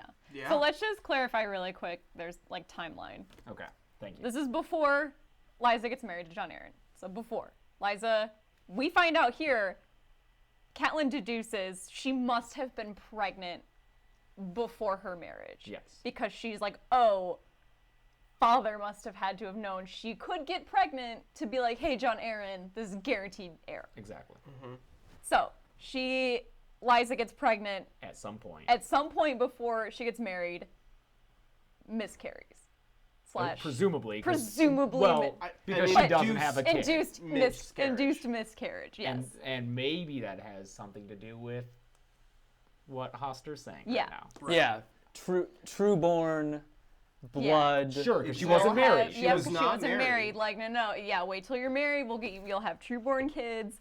So then she marries John Aaron. And then she has Has a fuck ton of miscarriages. Yeah. Yeah. Here's a Jesus. question, though. And Okay, one sickly on this kid. timeline thing, the time that she was all happy, she was so happy So happy. until her blood had come, not long after. Oh, because she thought she was pregnant again. But But this with is what confused me. She's John so Aaron's happy. baby. That's She's their... right, but she's overjoyed. I don't think she'd be overjoyed with John Aaron's son in her. Oh, I disagree. Think about how she is with Robert. She wants a kid. But I think she wants a specific kid. Well, sure, she wants a specific kid, but at the time she had just been married. She was with her sister. They That's were right. both This is getting why I was pregnant. confused. Yeah, exactly. I'm with you on here. This part confuses me because the language here of how happy Liza is and then how the joy had gone out of her after she apparently miscarriages makes me believe that this was not John Aaron's child because she did not love John Aaron, and I don't think she just wanted a kid. I think she wanted a specific kid with a man that she loved, whoever that may be, and so this is confusing to me. Yeah. I'm with you. I think the only thing that would clear this up for me is knowing the gap between when Brandon Stark left, how long the war had been going on, when Ned got there. Well, all it that. couldn't have been that close because she's talking about how she and her sister had been married on the same day, and that's her marrying Ned, and she Yeah. couldn't have married Ned until Brandon was dead. And you think that if she, It's months. Yeah. At soonest, it's months. Yes. yeah, so it's probably not that, but I think the language of how happy she was confused me, so I think you're right. She just must be very happy for a child. I agree. I don't know. What do you think? I don't know. Now I'm like Now I'm confused. second guessing it. Yeah. Because I personally I think I'm a little thrown because one of my favorite pet theories is kind of fucked up by this idea that she's excited to have John Aaron's baby. Because I love the idea that she purposely induces miscarriage of all of John Aaron's kids. Yeah, with the 5 miscarriages. Yeah, and that's why like Robin's so messed up. Yeah, because she tried it Because again. she like tried to miscarry him, apparently and maybe so built a he tolerance came to out all Tansy. sickly. Yeah, maybe But- she like, oh, well, that Tansy thing worked pretty well. Yeah. But Keep that using could that. be like she doesn't know John Aaron yet. Like all that could be like after like knowing like she's him. excited at first, then gets to know him, and then This she is doesn't want kids. like night one, Mm-hmm. and like her sister's there and also may be pregnant, and they could do it together while they're both still at River Yeah. Run, just the two of them with their new babies. Mm-hmm. I wonder if a lot of her feelings about John Aaron too changed after she miscarried, because I bet he wasn't great at like comforting her. Or... Well, get another one in you. Yeah, I bet it. I wonder if that just completely changed her, which that's possible. Maybe, Maester, yeah. how long That's until a- she's ready again? I'll be back then. I also wonder if Tansy itself. Wait, what was that? He's That like was him, caning like, away caning away. because he's an old man. I also wonder, it could be that, Chelsea, it could also, I was thinking it could be also that because of the effects of Tansy, or if there is like an abortification agent that it would just like kind of like wreck the system for future children, I don't make it harder know. for her to conceive. Also, there's something to be said about old sperm. His sperm just, Sure. that's the thing. That's Yeah. science. Like, Yeah. old sperm, you don't have, like, the healthiest kids. You can have kids, but, like, sometimes they don't turn out super healthy. Isn't the there a thing. link with autism? There is. Oh, Not like proven, or I don't know. I don't know the theory, details, probably. but Yeah. some kind of correlation. yeah, makes sense. So, Mm-hmm. I don't know. Anything else? Yeah, we see at the beginning of the chapter that Catelyn, though she has just betrayed her house and committed some Light light treason. light Light treason. treason. I may have committed some light treason. that she is, she's thinking in terms of her house and what will, at this point, still keep it strong. She doesn't want blame to go on anyone else but her. She doesn't want to hide under men's explanations of gender madness, mother's madness. She states that she should receive a punishment and that she knew what she was doing. So I appreciate that. Oh, yeah, how she doesn't want to Yeah. lean on the madness of grief, of mother's madness. Yeah. She's like, I understood what I was doing. I knew that it was... Yeah, that's another reason why I really respect Kat, even though she makes these bonehead choices. She owns up to them, and she takes responsibility, and she knows she's going to be punished. She recognizes that. She's willing to take the risk anyway. Yeah. You know? Right, yeah. I Cool. respect the hell out of Kat. Kat's a great character. Anything else? We hear that, you mentioned it, Edmure has sent out ravens, so the way is going to be much more perilous for Brienne and for Jaime. Including ravens to Lord Bolton. Yes. Yeah, So that'd Lord be Bolton is looking out for Brienne and Jaime. For Jaime Lannister, yeah. And probably doesn't care too much about Brienne. Nope. No. Now. No. All right, moving on to Arya 1. You guys have a lot to say about this? I got a little This- bit. Arya is 1. I remember what pages happened. in it. 43 to 52 in the mass market Other than the paperback. obvious, I guess. This concerns Arya running away from Harrenhal. She's got her pals Hot Pie and Gendry along. They are looking for rivers. It's a lot of walking, and then she has It's a a wolf lot dream. of walking. It's a lot of walking in the wrong direction. Yeah. What? It's not walking in the wrong direction. Wait, or am I confused? It's Moss grows on the north side of the tree, Yeah. not the south side. Did she have that But wrong? one tree has moss all over. Well, exactly. That's why it's not a good idea. But Oh. in any case, she has that wrong. She says moss Oh, grows does on she? the south side of the tree. Oh. And that's also why I didn't know and that. that's also why Gendry's I like, missed it's it. getting hilly. They're going into the Reach. oh. They're not going toward the Oh, Riverlands. thanks, Gressel. They're going the wrong way. So they're totally fucking up. And then Gendry's like, there's moss everywhere. This is stupid. And then Wolf Dream. Yeah. Yeah. Okay, so I did find up until the wolf dream some of that stuff interesting. I like that George is each chapter that we see a character that we've seen before in previous chapters, he's catching us up to where we left them previously, but also not pausing the action. Sure. Like it's still moving at the same pace it feels like it was at the end of Clash of Kings.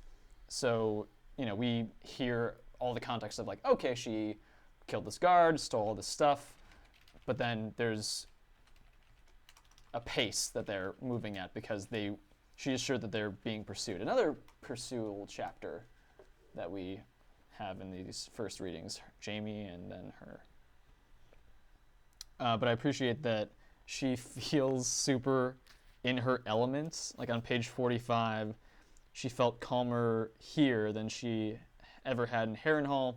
The rain had washed the guard's blood off her fingers. She wore a sword across her back. Wolves were prowling through the dark like lean gray shadows, and Arya Stark was unafraid. Yeah, I Yeah. wonder if she just subconsciously knows she has a connection. Yeah, she them. is not afraid of them more I than think- she has to be. She's also riding a pretty serious confidence high after murdering that guy. Yeah. First solo intentional murder. Conscious murder. Premeditated murder. Yes. Yes. Yeah. She kills that kid, Yeah. but out of Heat of the panic moment. more than I'm going to walk up to this guy, drop a coin, and kill him. And then whisper in his ear. Yeah. Yeah. Wait, what does she whisper? Valar Oh, Morghulis. she does. Okay. And she's not yet a lone wolf. She even thinks of herself in terms of that quote that Ned... Was it Ned? Or was it... Yeah. Yeah, it was Ned back in Oh, the Game of Thrones. Yeah. She's thinking that she needs to This stay with way. her pack of Hot Pie and Gendry, and also feels responsible because they weren't in any danger and she lied to have them come with her. Yeah. Yeah. But I think she recognizes that they're beneficial. She sees their value.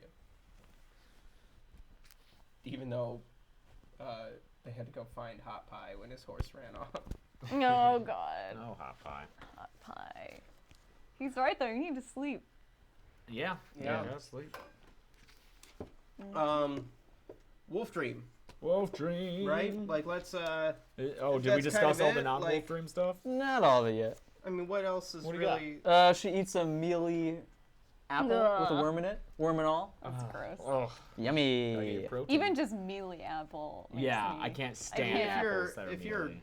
starving though. Yeah. Yeah, but I'd still be upset.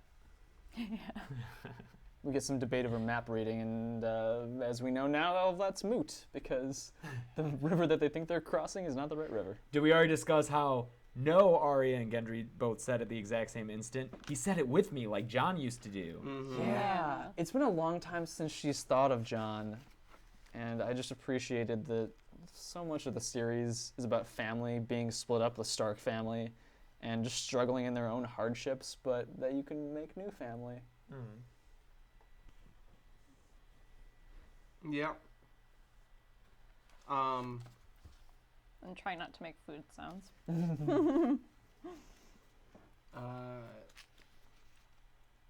But yeah, Wolf Dream. Yeah. Wolf Dream. Her dreams are red and savage. The mummers were in them, 4 at least. And The mummers scare me. yeah, as they should. They're maybe the scariest group. I Them think they McGregor might- And his You know men. who they don't scare? Nymeria. Um. She was hunting them. Yeah. She was no little girl in the dream. She was a wolf. And They thought they were hunting her, but clever girl, she was hunting them. All right. So, the wolves take down this band of the mummers, and the only one who puts up a fight is the Dothraki. What do you? Is there anything beyond that, or is that like is I don't think so. nothing? That's no, just, I think that's just the Dothraki are good fighters. Yeah. sure. I'm yeah. so curious about Igo's story, how he got here. Oh, that Dothraki, how he wound up They in don't cross Westeros. the sea. Yeah. So like, what's Maybe his he was deal? enslaved. I would imagine. And No, but why then- would he still have bells in his hair? Because Yeah. if he was enslaved, He would have lost a battle. Yeah. Like, I wonder if he was maybe blood rider to some Khal and didn't want to go die and decided to go off and have his own adventures now. George, can we please get this backstory? Of this dude who gets killed. Except maybe finish the series first. Yeah. Yeah. I love the description when Nymeria leaps on his back, knocking him head first from his saddle, her jaws locked on his arm as they fell, her teeth sinking through the leather and wool and soft flesh.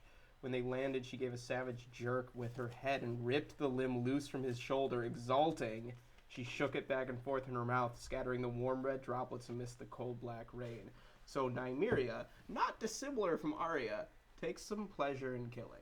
And she has her own pack too. She's not a lone wolf. No. She has all of these. She's the leader of a pack of wolves. Oh yeah. Yeah, She's she the leader is. of the pack. Vroom vroom. Yeah. I think that. Great pack. So Best. having John's wolf dream makes this not so remarkable, but compared to show Arya, this is still really cool. Well, there's magic Is this up in, Arya's first wolf dream? yeah, there's magic up in the north. I get that makes sense for John's storyline, but it's cool that there is another Stark connection. Well, someone in the chat pointed out this is the closest she's been to Nymeria since shooing her off, right? Like she's back in. I mean, she's been in the vicinity, I think, for a little Yeah. while, but like presumably they're nearby. Yeah. Like, yeah. Because I mean, the yeah, actual the closest. wolves are like at. They're she can hear them. They're throughout attacking yeah, the yeah. mummers who are chasing Arya. Right. So Right. they're obviously close. I wonder if it's proximity that set off the wolf dream, but also I wonder if it's their connection that allowed Nymeria to be close enough to her to be able to take down the mummers in the first place. You know, like she could have been anywhere in possibly. the Riverlands, and she happened to be there. I wonder if the connection like drew them closer to each other. Potentially. I think the proximity definitely enabled Arya to have the wolf dream. Right. Yeah. I really, I think this is a super interesting thing. It really elevates, I think, what is a little bit of wheel spinning in Arya's plot, with her just kind of circling the God's Eye. Sure. You know, but this added element, and again, more mystery being introduced. Is Arya going to realize what's happening? What role does Nymeria and her great pack of wolves have?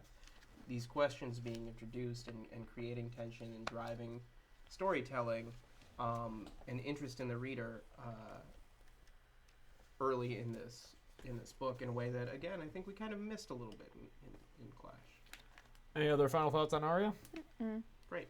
Cool. All right, got 4 chapters left. Next up is Tyrion 1, pages 53 to 66 in the mass market paperback.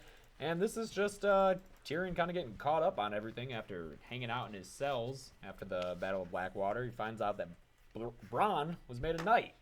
And that Jacqueline Bywater's dead, guys. That It's a sucks. huge bummer. Old Iron Hand. Old Iron Hand. He was a He was cool pretty guy. boss, Yeah. And now that Adam Marbrand is the City Watch commander, Pod and Bronn help Tyrion to go see Tywin, who's, as bristly as ever. They mention that Tyrick Lannister is still missing, and that the Tyrells are feeding people, and that Marjorie is on her way. And just more a reminder that the clansmen are gone, Tyrion is alone, and finally the big confrontation when Tyrion demands Castle Rock, Castle Rock, the mini golf place a few blocks away from Yeah. The new Hulu series was from Stephen King. Is it? Yeah. Yeah, apparently. That's his production of his Castle Rock. Oh, weird. okay. When Tyrion requests Casterly Rock, his rightful inheritance, and Tywin says, no, no, no. You didn't grow the magic height. What? I'm coming around.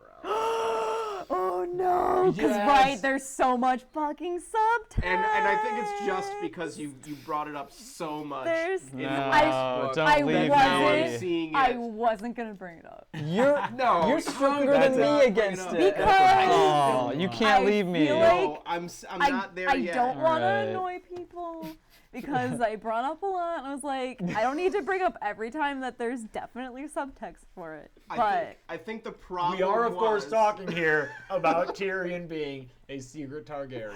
I think the problem was that I was looking for evidence to counteract it, and I couldn't find any. yeah, Ooh. there's a lot. So I was like, oh, it's an open door. Yeah, there's just a lot. That's all. There's just a lot of phrasing. We don't have to go more. Phrasing. Well, yeah, Do we we'll get. have to go more into it? Because we might as well now. Okay, Sure, yeah. I will say that part of that theory that I'm torn on is whether or not Tywin knows. Ooh, I think he does. And I kind of think he does. How could he know and not have killed Tyrion? For how much he already hates him for killing his wife. That's pride. Admitting, Yes. you know, you Ooh, can't admitting like. that- Yeah, got it would cucked. be Tywin admitting he got cucked. Yeah. Tywin, proper the innocence. ultimate cook. I don't know. I just don't see him doing that. I mean, Yeah. okay, so the biggest... So By like go a ahead. weak, Yeah. insane man Yeah, right. who he already like resented. So it's confusing to me also then because if he is his trueborn son, his hate of Tyrion still makes sense. I don't Right. think if he were not his son, and he also knew that this would be any different. Like his level of shitty anger and disdain for his child also makes sense. I don't see this being better if he were still a dwarf and his own son. Oh, I still think that there's a level of poetry to him being Tywin's son that I really enjoy, and I look Lannister until proven in otherwise, but like. Okay, like, so the I'm not- biggest piece of evidence here is Yeah, you want to. Tywin Let's look at the saying- text. Yeah, What page? let's look at the This is text. It's on page 65. 65, and he says, "Men's logs give you the right to bear my name and display my colors, since I cannot prove that you are not mine." Right? Yes, and just before that he says you are an ill-made, devious disobedience by a little creature. Earlier before that, Tyrion says, and I don't think you can ignore this, even though it's not in reference to, Tywin's not saying it himself. Tyrion says, I want you to stand up before the realm and proclaim that I am your son and your lawful heir. Which technically he is. He technically, yeah. If Tyrion is a Lannister, for sure. Jaime is of the Kingsguard and cannot inherit, so Tyrion should inherit. And Cersei's a fucking woman. But then you can also, again, you can argue both ways. Like, I do like the idea that Tywin refuses to acknowledge him as heir because Tyrion maybe reminds him a lot of his father, because Titus was a womanizing. He just was. Was he womanizing? I think he liked wenching and drinking, and he was so weak to think that he holds up. You take the name of my grandfather, my father. When that's nothing. Titus was not great. I just think the idea of House Lannister becoming a joke again kills Tywin. That motivated his whole reason for becoming who he is, making his house not a joke. I'm just saying, you look at the evidence for R plus L equals J and you figure it out. There's plenty of evidence. Yes, that's the thing. There's not evidence for Tyrion. If it turns out that that's the case, there has been. It's there. So much subtext for it. J plus A equals T. And I got all about that jab. Okay, we can move on. Yeah. Otherwise in this chapter, things aren't great. No. Yeah, Tyrion. This is like him waking up from, I don't know, being in a coma for a few weeks and having made all these investments in the stock market and everything's just gone. They've entered a depression. He loses Sir Jacqueline Bywater, the Gold Cloaks, Mountain Clans, Alayaya, Kettle Blacks, Bronn. He kind of still has. That's it. Kind of, but Bronn was knighted by Tywin, so that's dangerous, right? Yeah. He what does he really need? Tyrion was giving him money. Tywin gave him a knighthood and land. Mm-hmm. Did he get land? Yeah. Did you get land when you're a knight? Sir Bronn of the Blackwater. Presumably, there's some land along the river that. Oh, that'd be nice. A little riverfront property, right? If it's not still on fire. And he wants acknowledgement. We get the line, "Mummers and monkeys require applause," and he wants acknowledgement for the work that he did. And the only thing that Tywin really gives him is well, Dorne was okay. Yeah. You made a chain. You got Dorne. Fine. Yeah. But yeah, he's powerless. He's physically weak, and all of his contributions are erased. In fact, he makes a point of saying how Renly is getting more credit than he did. And also, guys, just another point. Renly's back. There are sightings of him in the battle. Renly is back. Yeah. Looking forward to seeing more of him, those point of view chapters. Correction, Bronn did not get land. I didn't think so. He was just knighted. But also, he lost the Kettle Blacks, apparently. Yeah. Another blow. The Kettle Blacks were supposed to be ours, he reminded Bronn. Mm-hmm. They were, so long as I could give them 2 of your pennies for every one they had from the Queen, but now she's raised the stakes. They were made knights. Damn, knighthoods, man. One of them was made knight of the Kingsguard. Wasn't that the third one? Is it the third one? Or is Osney and Osfrid were made knights, and isn't Osmond the King's Guard? Keep track. I hate those damn names. I know. I cannot. I don't even try keeping track. Yeah. I think that's part of the point, though. What I find interesting about the acknowledgement that Tyrion craves so much is that he's been talking about this for a long time throughout class. She was like, "I'm doing all of these things, and no one is loving me for it. None of the small folk can see these great things that I'm doing for them." I think he expected Tywin to be able to see that. Yeah. Oh yeah. And that he doesn't is that's the real disappointment for Tyrion. Yeah, He did. Someone who understands strategy. Maybe the small folk don't understand, but someone who gets it is gonna know what I did, and he doesn't. Yeah, he did the best he could possibly do, and none of his accomplishments have done anything to change Tywin's mind about him. He did so well, and his dad still reviles him. Yeah. Yeah. This chapter makes me sad. Yeah. There's some sad foreshadowing at the very end of this chapter when he says that Tywin says about his horrors, the next one I find in your bed, I'll hang. And that just, at least for the show, really foreshadows the reverse when Tyrion finds Shay in Tywin's bed, his former bed, and asphyxiates her. Yeah, there's a lot of foreshadowing in this chapter. We get the line, "Some wars are won with letters, others with swords." Important letters he's writing. Yes, he is writing some very important letters. Yes, he is. Yes, he is. What page? This is 62 at the top. I have important letters to finish. Some battles are won with swords and spears, others with quills and ravens. I really like. I also really like this from Tywin. I trust you killed the man who cut you. that's like that's such an important thing. Like, well, I trust you took care of it. Yeah, and you can't have someone alive who tried to kill a Lannister. Yeah. You mean my Moyle? The guy who cut me? Oh boy. Sorry. Oh, jeez, Ooh, Joel. Joel, What? That's 2 today. That's not even a good one. That's not even the usual Joel we have. Yeah, that's like borderline offensive, Joel. It's the Duskendale thing. We get Yeah. hints about. Yeah, so yeah. there, Bolton's treasonous orders are coming home to Roose. Okay, there's Joel. There's classic. Yeah. Joel. All right. But yeah, Duskendale is strategically worthless and will, we find out here, cost Robb probably a third of his army. Mm-hmm. And Tywin's explanation to Tyrion is just, it's nothing you need to trouble yourself with. And he's Robb is sending forces to Duskendale based on Roose's advice, right? Roose No. Roose Robb's not even in ordered contact with them. Tallheart and Glover to take Duskendale. That's right. On Robb's orders, which on Robb's orders. do not exist. Oh man. Yeah. And he sent Wait, Tarly what? out. Sorry, Okay, explain that Break again. it down for Chels. Okay, so Roose Yeah. ordered Hallman Tallheart and Robert Glover to take Duskendale Okay. on Robb's orders. Yeah. Duskendale is worthless, Oh. And very risky. but it's a good chunk of Robb's forces in the Riverlands.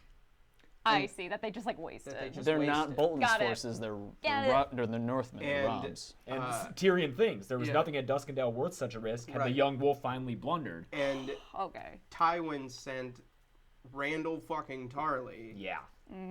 to go deal with it, and which we'll get more of.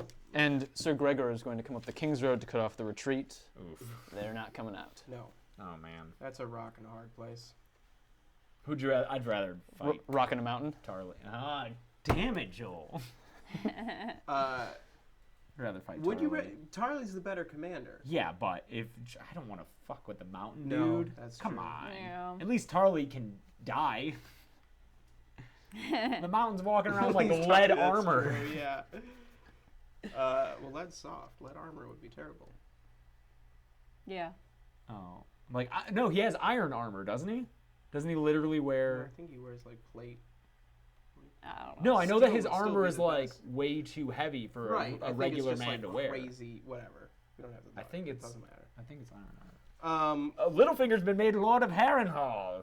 Yeah. Littlefinger does nothing without good reason. yeah, I like that Tyrion's like that's important to him. I really want to see, I don't know, based on what I know of the show, if we're going to have it, but I would love to see Tywin and Littlefinger work together more, or even them in conflict more directly, because those two, with their differing styles of plotting and scheming, They have I think that that would scene be together in cool. the show. I don't know if they're ever together in I the don't think books. we do get a scene of that because neither are POV characters. Mm. I don't know. Wait, what? In the show, when Tywin's at Harrenhal, Littlefinger comes, and remember Arya is like giving Yeah. them, So we have a scene between them in the show, but I Yeah. don't think we can get any of that in here, Except except for better work on getting some heirs. Oh god. Speaking of which, make sure you guys check out Power Hour. It's a web series on this God, channel. please watch We've Power released. Hour. Please watch it. It's so good. It's so please good. clap. It's so yeah. And we are releasing a new episode every Wednesday. We have released 4. Well, 3 Yes. new ones, and the Yeah. one that came out last year, our pilot episode. Yeah. And there are still 6 episodes left. So get on that. We've had Littlefinger and Cersei have had on Sansa Stark and King Joffrey, and they're gonna talk about Benjen Stark this week. So we'll And there see. might really cool episode Yeah. with Benjen. There might even be a surprise in that episode. Perhaps someone fond of a certain fruit. Let's not give too much away. There's one more thing. Oh, in reference to the mountain, I thought it was interesting to see the parallels between Tywin and Tyrion that they themselves can't see in the scene, but that Tywin was saying, well, monsters have their uses, like you and your clansmen. Their managerial strategy is more alike than either of them probably care to say. Yeah, which is great. We good? We good with Tyrion? Anything else? Poor guy has to be carried up those steps. Yeah, it's such a point of So like, demeaning. pride. He has to wear like a robe and like walk with a stick. Like Yeah. he's like Benjamin Yoda now. Yeah. Also, just your Dornish update. Myrcella has arrived safely at Sunspear, so Erizalcard writes that she has taken a great liking to Princess Arya. Oh, she is taking And a that great liking to Princess Arya. She has, and that Prince Trystane is enchanted with her. So, that's what's going on in nice. Dorne. So yeah, it sounds nice. Hope nothing goes wrong there. Yeah. Dorne. Who's Dorne, just Dorne. Davos like Next up is shitting himself. Davos 1, page 67 to 74 in the mass market paperback. This is Davos on his rock. I have the least probably to say about Oh, this chapter. I've got a lot. For Then me, take it away. This chapter sticks out to me Yeah. after my first read through of the series. This is a chapter that just randomly bubbles up in my mind. Just Davos Really? hanging out On on the this rock? rock. Yeah. I mean, there's stuff. There's here, nothing for sure, nothing but- of like significance as far as like plot or foreshadowing or whatever, but just the imagery and the detail. I mean, I think we get a little bit of it in the show, but of him getting rescued after Blackwater, but we don't get a full chapter's worth of this horrible existence. Him fighting to survive and questioning whether that's worth it, and then coming upon a reason why he should fight to survive, and that's to kill Melisandre. Yeah. Right. I found this chapter beautiful because it's just so moving to me. There's this complete journey that takes place in these few pages where his whole identity, life's purpose, whether he wants to just live is put to the test. And in the way that the previous chapters have been catching us up to who characters are, where we last saw them, it works, I think, the most in this chapter because it begins with the sail, and he is just going through every reason that he should live or die. His sons that he had were lost in the Battle of Blackwater. He might have one, he doesn't know. Yeah. But there's the pain of losing sons when you're a father, and also having kind of nothing to go back to. He's abandoned his gods, which he really struggles with here. And I think the end, when it's a reaffirmation of them as much as it is that he wants to, like, his purpose now will be to go and kill Melisandre. And after all of that, this struggle he's been through when he decides to live, the kind of act of faith that he makes of saying, I don't know who this ship is, whether it's Joffrey's or Stannis's. I think it's Stannis's, and he just says Stannis and like makes that leap, and it turns out to be from him. I think was, this poor guy. Yeah, poor guy. At least they could maybe name that Onion Rock. Yeah. I don't know. I like stories of survival. I like 127 Hours. I like Into the Wild. I like stories about people like in lethal Dire conditions. straits. Yeah, Yeah. and then finding a way to survive, and him like trying to kill these birds with stones, but he's not even strong enough to do that, and like sucking up water from puddles. And just like, maybe I like it so much because like I believe I could do it, you know? I watch 127 Hours, I'm like, You can I would fucking survive. do it. I would do it. But I just like to see the triumph of human perseverance. You know, To go and murder someone. yeah. Sometimes you need a little motivation. Sometimes that's going to murder the Red Woman. I do love though getting down to that like just base drive, you know. Yeah. Like, how do I live? Suck some water up from these puddles. Okay. No, but I mean like to keep living because I fully believe like Davos understands like how to survive. But I mean like the thing that makes him call the boat, just the base of like kill Melisandre, like, you know. Yeah. Like just the singular mission. Yeah. He had does to it because live. he's somewhat delirious too. He can't think of a reason. He's thinking about who he is, and when he thinks about his gods, he thinks about the mother, and he hears this voice on the wind. You called the fire. You burned us. He thinks like about the role that he played in killing of what's his name, Sir Courtney Penrose. awful. That he was complicit in that. Yeah. And then yeah, that image of Melisandre comes up. Yeah. But I also appreciated, to what you were saying, James, the way the chapter thinks through the logistics. If thirst wouldn't kill him, hunger would. If hunger wouldn't kill him, exposure would. There's an island over there that has more food, but I probably couldn't make it, you know? And the fact that he's stuck on these rocks that he knows, because That he's a ships smuggler, can't that ships get don't by, pass. yeah. Like, he's like, oh, fuck, I'm in the middle of this area that ships avoid at all costs. I just love it. I don't know, this chapter just sticks out to me as, it's a good chapter, man. And I don't have much more to say All about it. Davos chapters are good. Like Davos is a great. Davos is another one of those characters that's like clearly defined and has such a unique voice. You know, like Davos. Even though this is Davos by himself, basically thinking about all the way he's going to die, it's still Davos being Davos, and I enjoy that. Davos gone, Yeah. Davos. And this is another one where the audiobook, Roy Dotus does a really good job of giving this dramatic weight. Like his Stannis, Gods be good, I serve King Stannis, was, give me chills. Cool. Where are you getting that his drive here is kill Melisandre? That is on page 73, and at the top of it, he's thinking about the mother saying, you burned us, you burned us. It was her, Davos cried. Mother, don't forsake us. It was her who burned you. The Red Woman, Melisandre, her. And this image of Melisandre comes up, and so the next big paragraph is, it was her work, Davos said again more weakly. Her work and yours, Onion Knight. You are not guiltless, no. And then after that chapter, after that paragraph, Sir Davos, it gets its own line. Sir Davos Seaworth began to climb his rock. He pulled himself up with trembling hands, and then near the end, if he fell, he was dead, and he had to live. For a little while more, at least, there was something he had to do. Oh, okay. So, And yes, this is him. I've got to... And maybe it's from a sense of guilt to his gods. You know, I have to make reconciliation. And to protect Stannis? And to protect Stannis from... And not doing anything when Cresson died. Yeah, he feels he guilt feels about guilt Cresson. about that He as mentions well. Cresson, yeah.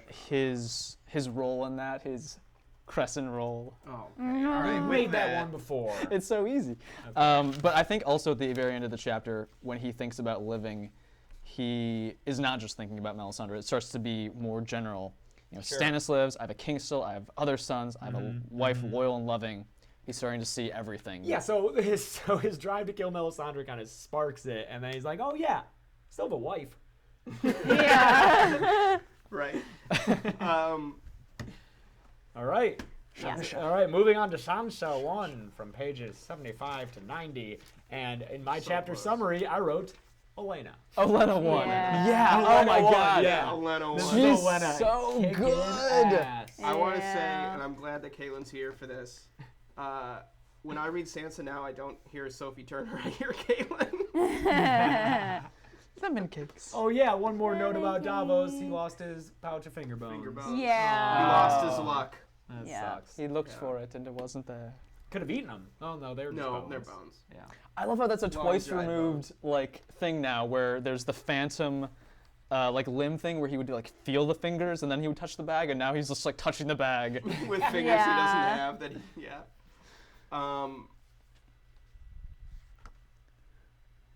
have. Okay, it kind of bugged me a little bit that Sansa still used the word tummy. Tell me. Yeah, she's a kid. Like, guess. that still bugs me. Tell me. But Tummy. but yeah, she gets the invitation.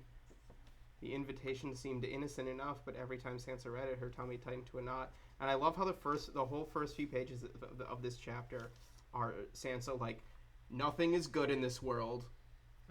Everything is terrible. What about this is terrible? Like, she's just trying to piece out how this is something that's going to cause her pain. I think she's more sophisticated in evaluating the intentions and implications of the invitation because she's grown in her understanding of the game. And in the end, she has to accept it because she knows she has no power here. But I think there's both showing growth in this chapter, but also how far she has to go because she's still very dreamy-eyed over Sir Loras. And Highgarden. Yeah, and starts to then see where she senses a little bit of what she's not seeing when she realizes that Sir Loras didn't remember her, or that it's not going to be him that she would be marrying. Oh, That's God. so sad. That part is so relatable. Yeah, but what's his face sounds like a good. I moved my mic up. Oh, okay. I'm also gonna put it Willis? on this side. He sounds like a good dude. Move it up a little bit more. Yeah. Yeah, but you know, I keep he's turning not away Loras. from him. No. Yeah, which would probably make him a better husband. Yeah, I was gonna say. Oh, but Garland seems What's- like a badass. Yeah. Oh yeah, What's Garland's deal? Is he married?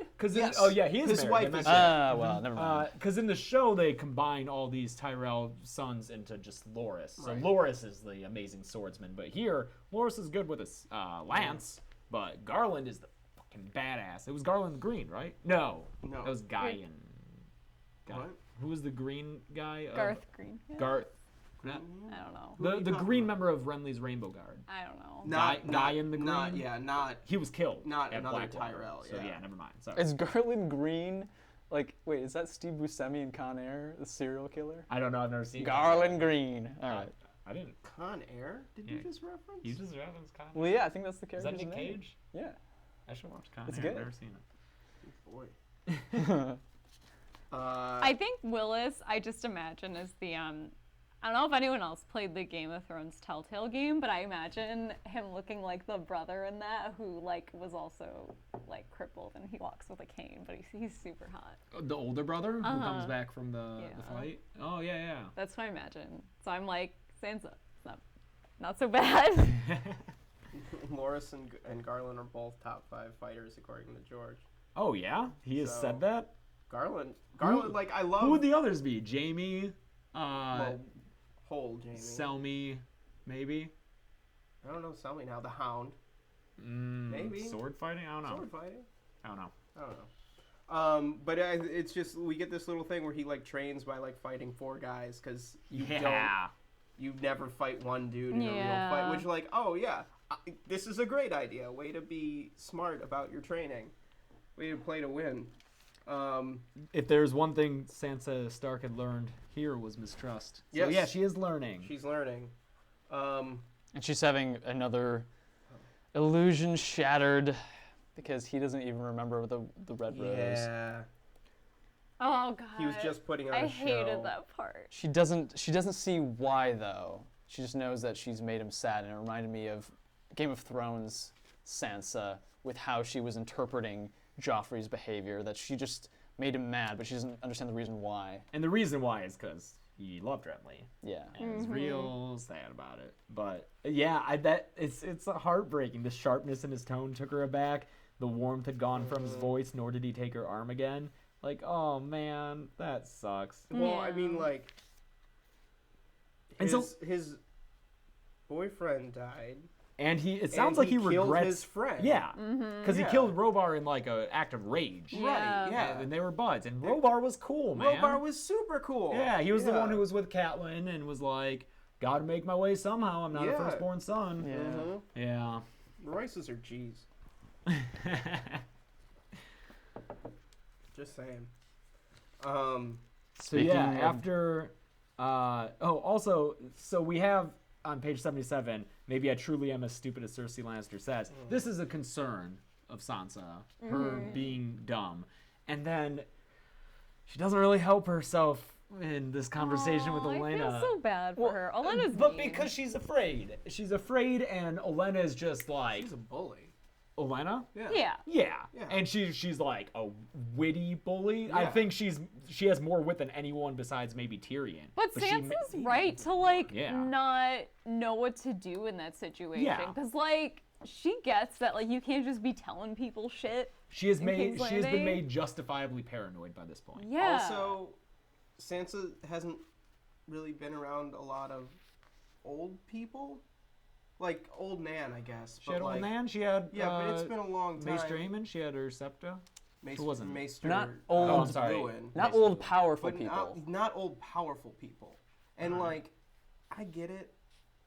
Like not being around old people and then being around old people, like you don't know what to do. I get it, Sansa. And also the way a lady is supposed to behave. Yeah. Olenna so doesn't match that, and so doesn't match any way that people are supposed to behave. I think her audaciousness would catch anyone off guard. Sure. I love all the Wait. lines that note. Sorry, audacity. Okay. Oh, okay. I love all the lines that indicate how Olenna is not. She does not put up with the role that a woman is supposed to be put in. Yeah. Because they tried to marry me to a Targaryen once, but I soon put an end to that. Yeah. Like she was like, "No, I'm not gonna do that." And then just all the lines of all men are fools if truth be told. Eunuchs are men with the useful parts removed. Wait. You got There's another a great There's one. a lot. There's a The whole bottom lot. of 82. Garth the Green liked to plant a seed in fertile ground, they say. I shouldn't wonder that more than his hands were green. I also like how Wait, she. what's that? What was that? Green dick! Yeah. Yeah. Like he was planting. Oh, Yeah. sure. Okay. Just there's so And many hot takes everywhere. She also describes her late husband as like not bad in bed, Yeah. Yeah. but like kind of an idiot. And then when Marjorie's like, "Grandmother, mind your words," or what will Sansa think of us? She might think we have some wits about us, one of us at any rate. And she shuts down Lady Tyrell, who we don't get in the show, Allery Tyrell, which she's like, "Don't call me mom." Yeah. I didn't give birth you. I'd to remember. Yeah. She knows when she wants her cheese, and she wants it now. Yep. Oh, Olenna is a fucking She knows boss. she knows to call for a loud song so that they can talk Yeah. freely. by the worst named fool we've had as of yet. Butterbumps? Butterbumps. Oh, I love that name. Oh, that sounds so Like big fat guy gross. Butterbumps? Butterbumps. Moon Boy sounds so stupid compared to Butterbumps. Yeah, Butterbump seems to have the most wits of all the fools. Also, he's so talented. Yeah, Like that's making cool birds magic come out of trick. nowhere. I like the idea that he actually ate that one bird, and then the chick, she like It was like the one cousin, one of the... Lady Bulwer began to wail in distress, but her tears turned into a sudden squeal of delight when the chick came squirming out of her sleeve. I don't think that was the same chick that he ate. I think he just ate a chick. And I then, had that Yeah. thought. It's like, yeah. oh. Totally. And he's like huge, but he can do cartwheels, like... Yeah. Do you want me to sing it on my head? Will it make it sound better? No. He's good at his job. He is. Yeah, he's the most competent fool. Before we get to let's close out Olenna and Sansa. Let's talk There's about so their much Oh yeah, discussion. there's more. Okay. Oh yeah, a little bit of history here. Oh yeah. You Starks were kings once, and the Aarons and the Lannisters as well, and even the Baratheons through the female line. Can you remind me what that's about? Elegiac the Arrogant, the last of the Storm Kings, his daughter married Oros, the Baratheon who was there, and that's how they became lords of Storm's End. Kings. Yeah. Of the Stormlands. Yeah. Well, no, because that was during the conquest, Aegon's conquest. Was that there were no Dondarric? Baratheon, Duradon, or Duradon. whatever. That's what it is. Yeah, yeah. It sounds it's a word that's very close to Lord of the Rings. Oh, okay. So. But the Tyrells were no more than stewards until Aegon the Dragon came along and cooked the rightful king of the Reach on the field of fire. That was the Gardeners. Yeah. Yeah. The Tyrells were never kings of the Reach. The Gardeners were. Right. Tyrells were their stewards, and then the Gardeners did not bend the knee to Aegon the Conqueror. And on the field of fire, he destroyed the Gardeners entirely, just ended their line, and then was like, "Here, Tyrells, you're lords of the Reach now. Obviously not kings, because Right. he became king of all of Westeros." And Warden of the South. is the Tyrells. Warden of the West, right? No, West is Lannisters. West is Oh, you're right. I'm Lannisters, sorry. yeah. I forget that Dorne is kind of its own thing. Dorne's I its mean, own- it didn't come into it's the its fold. own thing. Yeah. But yeah, so that just shows that there's a little bit of a conflict between the Florents and the Tyrells, because Florents would have wanted to be made lords Sure. instead of the Tyrells. Also, there's a conflict between Tyrells and the Dornish that Yes. she brings up here, and that's a long-standing conflict. The Tyrells and Goes back a Dornish long goes way. back a very long time. Wasn't it Tyrell who went to Dorne and had scorpions dumped on them and they were killed? Yeah, and this is Oberyn, right? Like killed a Yeah. Tyrell. Yeah. Where is that? That is. I underlined it So somewhere. did I, and I know it's on an odd numbered page. This is very- Oh yeah, that snake of a Dornishman was to blame that Oberyn Martell. This is on 89. Oh, to blame for Willis's. Willis's crippling. Yeah. Yeah. But yeah, so they talk, and Butterbump sings really loud, and Olenna wants My the bumps, truth. my bumps, my bumps. My lovely butter I was bumps. thinking it too. And we also get before the offer, or we get before Sansa talking about what Joffrey is really like, Olenna's takes on the whole thing. Like, she doesn't think they should have supported the Baratheons. Oh, yeah. But once the cow's been milked, there's no squirting the cream back up runner. Yeah. And really paints Mace as a buffoon, a puff fish, she calls him. Yeah, repeatedly. I love how she's like, one of those fish that puff. Yeah, puff puff fish, fish. grandmother. Of course, Summer Islanders have no imagination. Yeah. Yeah. Oh, and also, it is easy to mount a lion and not so easy to get off, I warned him. I don't know about how easy it is to mount a lion, but... Probably. Probably sneak up on him. If you had, They got all that hair. wait, if you had, what's his name? Wait, hang on. Oh, man. No, It'd be worth It's it, better Joel. be worth it, Joel. the one The dude. more time that passes, the higher the bar's Yeah. raised. I know, but it's our not Craster. expectations. But it's the other dude he admired. It's soft foot, soft speak, softy. That was not worth it. Yeah. Nope. Sansa admits to them about Joffrey Yep. Yeah. and Joffrey being awful. What a And- pity. Is that what she Yep, says? She says that's a That's a pity. And that's that line, that look is just like, well, I guess we're gonna commit some regicide. Yeah. Yep. That's the start of this plan. Yep. Well, the plan was already in place, we think. Yeah. But they had to confirm it. Yeah, I'm I betting. agree. Why do you say that? We remember at the end of Clash we talked about like seeds being sown. How like I wasn't there. Catelyn was there. Oh, yeah. So- Because of like the hairnet. Yeah, because of the Yeah. hairnets. Yeah, okay. Oh, And that's right. Dantos knowing enough to say that this means something, this is home, and we think then that means that when Littlefinger went to negotiate Yeah. them coming in, He was that like, Yeah. hey, Joffrey's. yeah, "Ooh, like shit." I know you don't want Marjorie to marry Joffrey because he's awful. So this is them confirming. Yeah. Because you can't trust Littlefinger. But I don't think. Yeah, this is Littlefinger, not like the Tyrells are just part of Littlefinger's plan. But I think they're down with it. I mean, They're I think down, but yeah, I don't think that. I think they want power. Yeah. If they can make something out of this, but they don't want Marjorie to be wedded to a monster. right. I have a tendency to skip kind of The songs. songs. It's very much like The Hobbit Yeah. and Lord of the Rings. I just kind of skip over those. Any significance to this? Jordan is asking in the chat. It's foreshadowing. It's just foreshadowing the bear at Harrenhal yeah. and that whole And Brienne, analogy, the bear and the yeah. Maiden Fair. Yeah. Is this the first time we get the bear and the Maiden Fair? Yes. Is it? It might be. I believe so. It's the first time we get the words. We might have had it mentioned. I think it was before. It's been mentioned before. Yeah. Mm. Uh, Oh yeah, I think it's in game when they're traveling north that someone mentions I the think, song. yeah. Oh, okay. But one more thing I want to point out in this chapter before we move on to John, on 76, I wish the Hound were here. she talks about Sandor Clegane, and she had his stained white cloak hidden in a cedar chest beneath her summer silks. Mm-hmm. She had kept it. The hound had turned craven, she heard it said, but she recognizes it was the fire that he feared because of her knowing his origin story. So, San. Aw. I wonder if there's a little bit of, like, her identifying with just everyone thinking he's craven, but, like, she knows that, like, he has a valid fear of fire, and, like, everyone thinks Sansa's stupid, but she's, like, a survivor of abuse. You know, there's, like, I feel like there's that connection, too. Yeah.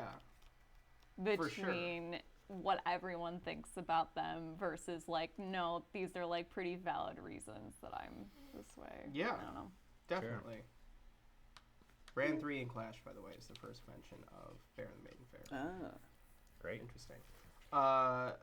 Cool. Do we have any other thoughts on I don't think so. Sansa? Oh, Caitlin's pointing out that that we mentioned the Hound after she says no one can save me but my Florane. Yeah. Interesting. I don't think Olenna likes Sansa. I don't think Olenna likes I don't most think people. she thinks She doesn't think it much. anything. Yeah. She This doesn't is a think of means her to at an all. end, Yeah. Yeah, because like Loris, Lady Olenna sounded annoyed.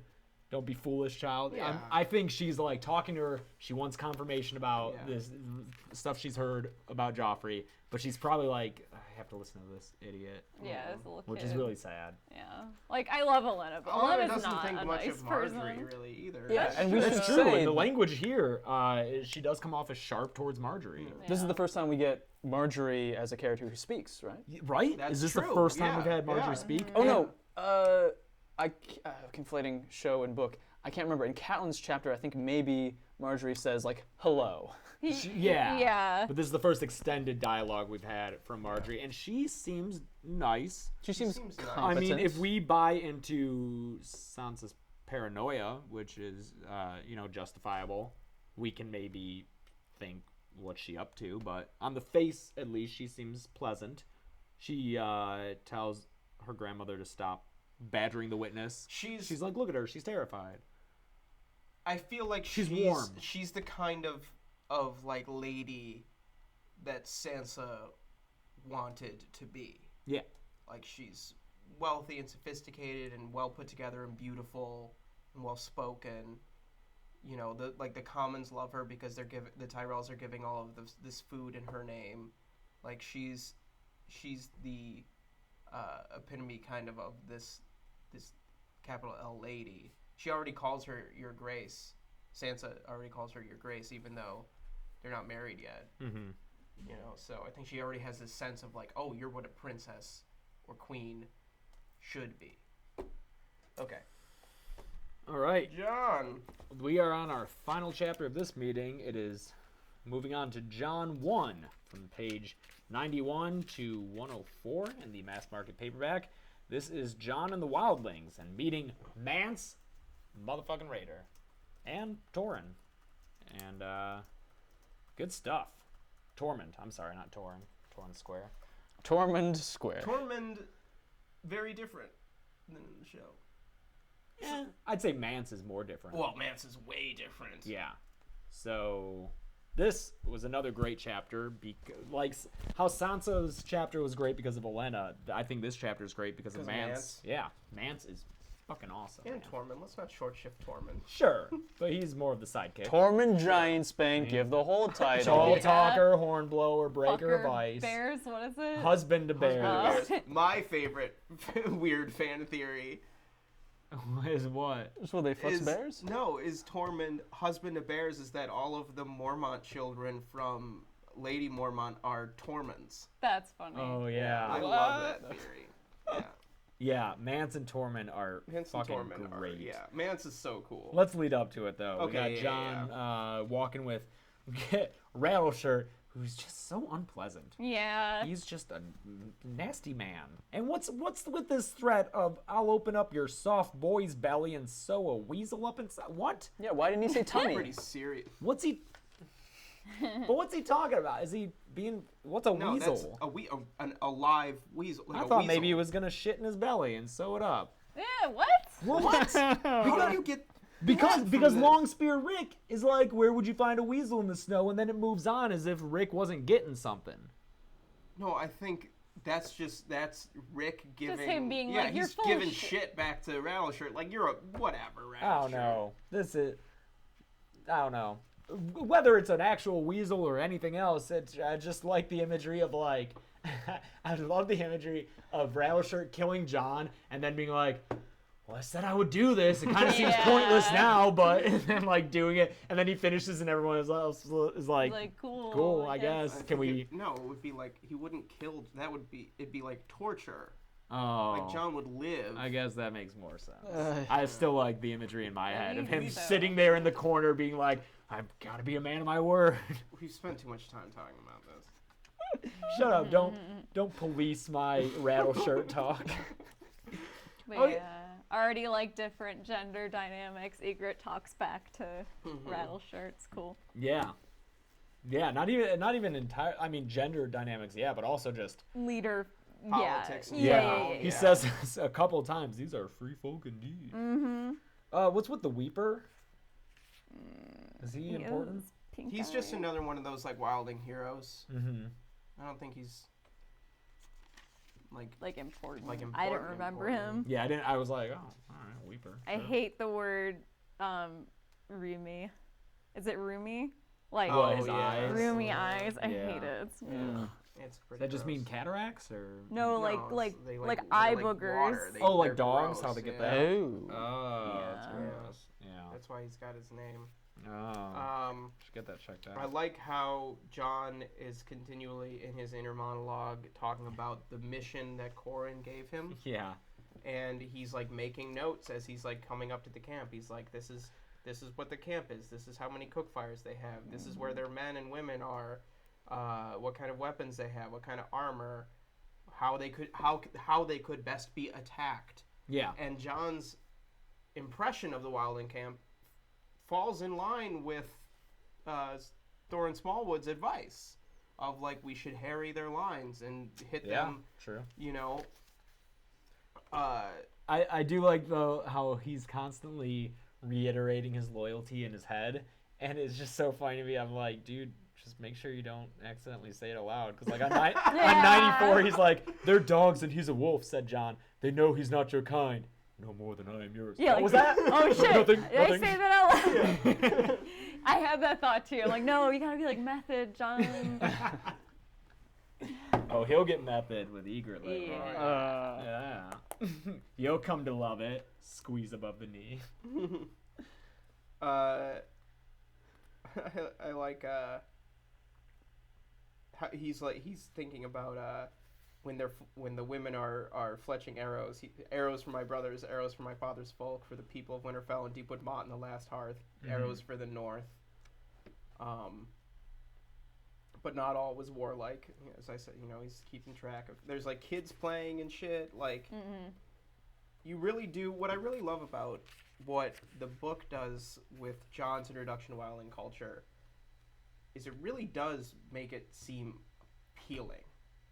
Like, I think that it does a really good job of, like, they live a different lifestyle than, like you said, Chels, than the people below the wall. And it really, like, environment aside, like, weather aside, Yeah. and technology, I suppose, it's working. Like, the children are playing. People seem, like, about as happy as they could be under the circumstances. Like, all the soldiers are giving each other shit, and like nobody's like there's not a Chet in Rattleshirt's group, like. Wow, is Jon the Chet? It's the Chet. Yeah. But yeah, you're right, because it's like they don't have all of like the little stupid things to worry about that people south of the wall do, like just politics and things that like don't matter. Or the thing that it turns out is what pushed Mance to defect in the first place, like the strict rules about Like dress you can't code, have yeah. red silk. And I love that Mance. The breaking point for him, the last straw, was like, oh, I can't have some flair in my cloak. All right, Yeah. you guys lost me. Would have been a good brother. I love Mance. There's just small things. Like, I'm sure there were larger reasons, but I think that like they care so much about that tiny little thing. He was just done. But just quickly, it's a shy silk, guys. Yes, I noted that. What's as up well. with that? Yeah, what's that doing? It was from Yeah, the why wreck of is a cog that? washed up on the frozen shore. Yeah. Ooh, the frozen How could shore it get there? is It's like west here or east? versus here. East, I think. It's east. Yeah, like how'd that get there? Yeah. Either way. Or I thought it was west. Either way, how's that getting there? How's that getting there? Yeah. I noticed, Our I noticed that maps, as well. you know, is I a shy mean- actually close to there maybe? Is it worth noting? Oh, is it the western? Is it shore? also worth This is noting one. that like Melisandre is from a shy and wears Yeah. red? It could be like a red. You know? Ooh, yeah. the Not Frozen Shore is necessarily on the west. hers, but Ooh, shit. So the frozen shore is the Western- west coast so of. is a shy like over here? You're talking like the western northernmost point to the like eastern southernmost point of the known Yeah. world. Interesting. So that I don't think I've heard this point before, that this lends credence to the idea of it being a globe as we assume the Yeah. planet is. We've Yeah, never heard but it. Yeah. But so a That's shy, which is interesting. very far east, could have just come Yeah. across. I mean, it's trade, Yeah. but it's interesting I like nonetheless. that, yeah, cool. You know. And how long had it been there? Maybe there was more ships going back and forth before the long night, and then things changed. I don't know. I don't know. Did they have ships The, before the war? the thing is, I know it seems dumb that we're like, yeah, wow, the world is round. But the thing is like, we're not completely sure, like, as to what all of Planetos looks like. Like, we don't know if there's, like, land we just aren't familiar with. Like, Or if it's just ocean. or if it, between. but it suggests that a shy and the frozen shore are close enough that It's- that's interesting. It's not that, and it's also not the trade that's interesting. It's not like just that there's, you know, silk here. It's the spread of ideas that is interesting. It's that there's the long night in Westeros, and there's Azor Ahai in Essos, and there's this kind of shared mythos. It's just cool to kind of be able to track, like, how It's just bigger ideas- picture yeah, culture right, stuff. That's right. interesting. Like, you know, cultures around the world having stories of a flood common to them all. Yeah. You Anyway. don't think that they're connected. It's a ship. I think they might be connected in the north. Well, whatever. Yeah, I that's think, a theory. I think it goes up north and then comes down. It's a theory north for of sure. Essos. But Anyway. Mance's introduction. I've tasted Great. the I Dornishman's love way. Mance. Book Mance is so cool. But I was very disappointed with what they did with Mance in the show. Oh, Yeah. Because Mance in the books is so different and like very, One of the worst. I don't know how to just Adaptations. describe yeah. him. Possibly the worst. I imagine In the him being a bit more of a hottie, first of all, Sure, yeah. in the books. I don't know. I imagine him being more of like a very graceful, like, Who's a bard? he's a a bard. bard, yeah, and he's got like a flair, like he's a little flamboyant, Yeah, and totally. I like it. Yeah. Oh, yeah. Yeah, like, He laughs a lot. Yeah. He laughs a Yeah. lot. Yeah. Yeah, he breaks all of the stereotypes that you would have for a man of the Night's Watch. Yeah. Like, And Wildling even. Yeah, and I think that in the show, if you don't have Kieran Hines, that character is kind of nothing. Like, Oh, you have yeah. Kieran Hines giving gravity to Yeah, it. without that actor. Yeah, but like the Bard angle and that he has traversed the wall, we learn that he has seen Jon twice before is, I think, so interesting. He really is painted here as a product of these two worlds and understands both very well. Yeah. I don't care. I still think Mance Wait, is what? hot. I'm being told that Mance is described as not being hot. You know what? He's hot because of his personality. Is Brienne Just hot? like me. Physically, I don't know, maybe, but on the inside. He also, I love, for some reason in my head, I like keeping track of like who in the series would be like good marriage material, because that's hard to come by in this world. Mance is up there. Mance would be a good husband. If you're in like a polyamorous relationship. That's the thing, is he would want to sleep with other women. Oh Yeah. yeah. So but again, compare it to like the rest of Planetos. He's good. He's married. Sam Yeah. is also very married. You'd have a good life.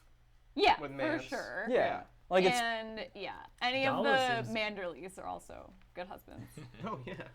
It seems like here is like a free love and peace kind of thing going on He when he would refers to his like the woman who's having his child. He's like, oh no, we're not together, but she's having my baby. Treat her like a he's queen. he's a little like I don't want to say Charles Manson because he's not Charles Manson, but you know, just like the like free like.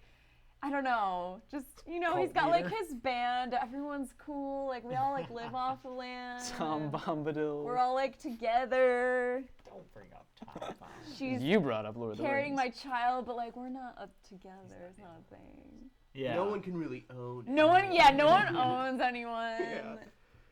I love that John mistakes the Magnar. Magnarv then, yeah. He's an aspiring musician, like Charles Manson. Oh my god. God.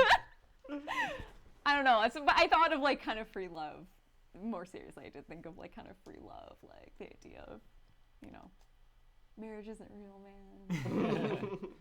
I like that he's sad about Corrin's Corin, death. yeah. Did you slay my old friend, the half hand? The Shadow Tower will never again seem as fearsome, the king said, with sadness in his voice. Mhm. It's like, our enemies will never be as efficient in killing us. Like, Yeah. That's funny. I mean, that just shows such a respect that he has. Yeah. He was, And I love that he then puzzles out John's reaction to it with that question. John's got a great reaction, too. Well answered. Boom to the white bearded man. Har. Har. I wish we got the Hars. Do we ever get a har in the show? No. Aw. Really? We looked so hard We- for We would- with Looked Jack so in. hard. Then he's hardly tormented at all. Yeah. Thanks, Joel. Yeah. I like it. I got the Joel. God, Bump it's of approval. spreading. You'll do it soon. I don't need your help to make me sound dumb. Wait. Tormund, you gave Steer his style. Give me mine. Yeah. And then just all this banter. He's like, this Yeah. beauty is her sister Val. Note Val. And young Jarl beside her is her latest pet. I'm no man's pet, and Val's no man. Yeah. You should have noticed that by now, lads. It's just It's fun. fun. Yeah, it's a good Yeah. time. Like, Well, yeah. They live in the most oppressive environment, but they have fun with it. Further down that page, there were 5. 3's dead and the boy's here. The other one up a mountainside where no horse could follow. Our good friend Stone Snake, still Still at reported- large. Still at large. Yep. Stone Snake, keeping watch out for you, buddy. Yeah. John has his lie already. He's prepared for this. I love that. I love that then Tormund answers Mance's question, and then he's just like, "Well, I stepped in that." Yeah, like whoops. Yeah, You got God me damn there. it, Tormund. You We're trying to do a ruined thing. it. Tormund's the fucking best. I'm glad. Okay. Like we lose Corin Halfhand, one of the coolest characters. We get Tormund. Tormund Yeah. and Mance. And yeah. Mance. As a duo, And they're Mance, great. Yeah. But yeah, and I really like. Okay, so Mance came from the Shadow Tower, where Corin came from too. We talked previously about how the Shadow Tower seemed to be more of what the Night's Watch should be. Mm-hmm. So yeah, Mance is probably Mance- of the same color. He's good at what he's doing here until interrogating John. What? Sorry, see you. sorry. Never mind. You What? said cut, and I was thinking back about the bad joke I made before. Okay. Oh, Cut it out, Joe. Arr. He's good. Mance is good at what he's doing here. He's cut from that same cloth, even though his has a little bit of red in it. Oh, my God. Yeah. Chelsea, you're next. I refuse. I Chelsea hates can't. puns. And I don't really like puns, no. But I think it's important to note the skill Mance has as a leader and as a commander, and as a potential mentor really for John. Mm-hmm. Some things to note: they have no trained ravens. Nope. There's more commerce between the Black Brothers and the Free Folk than you know. That surprised me. That the wall Yeah. just trades with wildlings.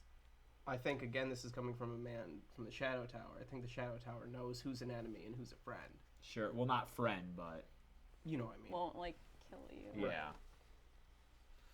And then Mance's tale about how he climbed over the wall and went. He was there in those first chapters of Game of Yeah. Thrones. I love it. That's I love. so cool. It's like in a show when they have introduce a new character, then show that they were there all along. And Yeah. Nikki and Paolo. Exactly. That's always my What? go-to. Nikki and Paolo and Lost. We were in all these scenes. Yeah, But like, were they really? they weren't. Oh, that sucks. But it would like show the. That sucks. Sorry, it would Where like it's, show the same scene and then pan over and they're No, standing that's there. not like, as cool.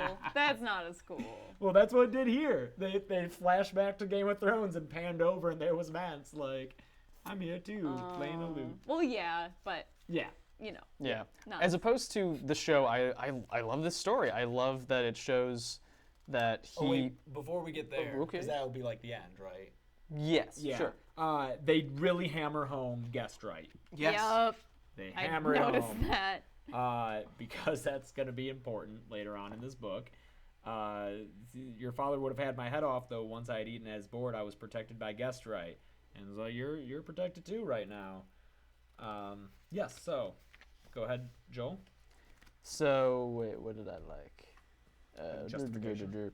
Yeah. So as opposed to Jon's reason for why, his convincing reason for why he's going to join the Wildlings on the show, as opposed to in the books. In the show, it makes some sense because the show really tries to play up as much as possible whenever it can the Wildling or the White Walkers. the White Walker threat. Yeah.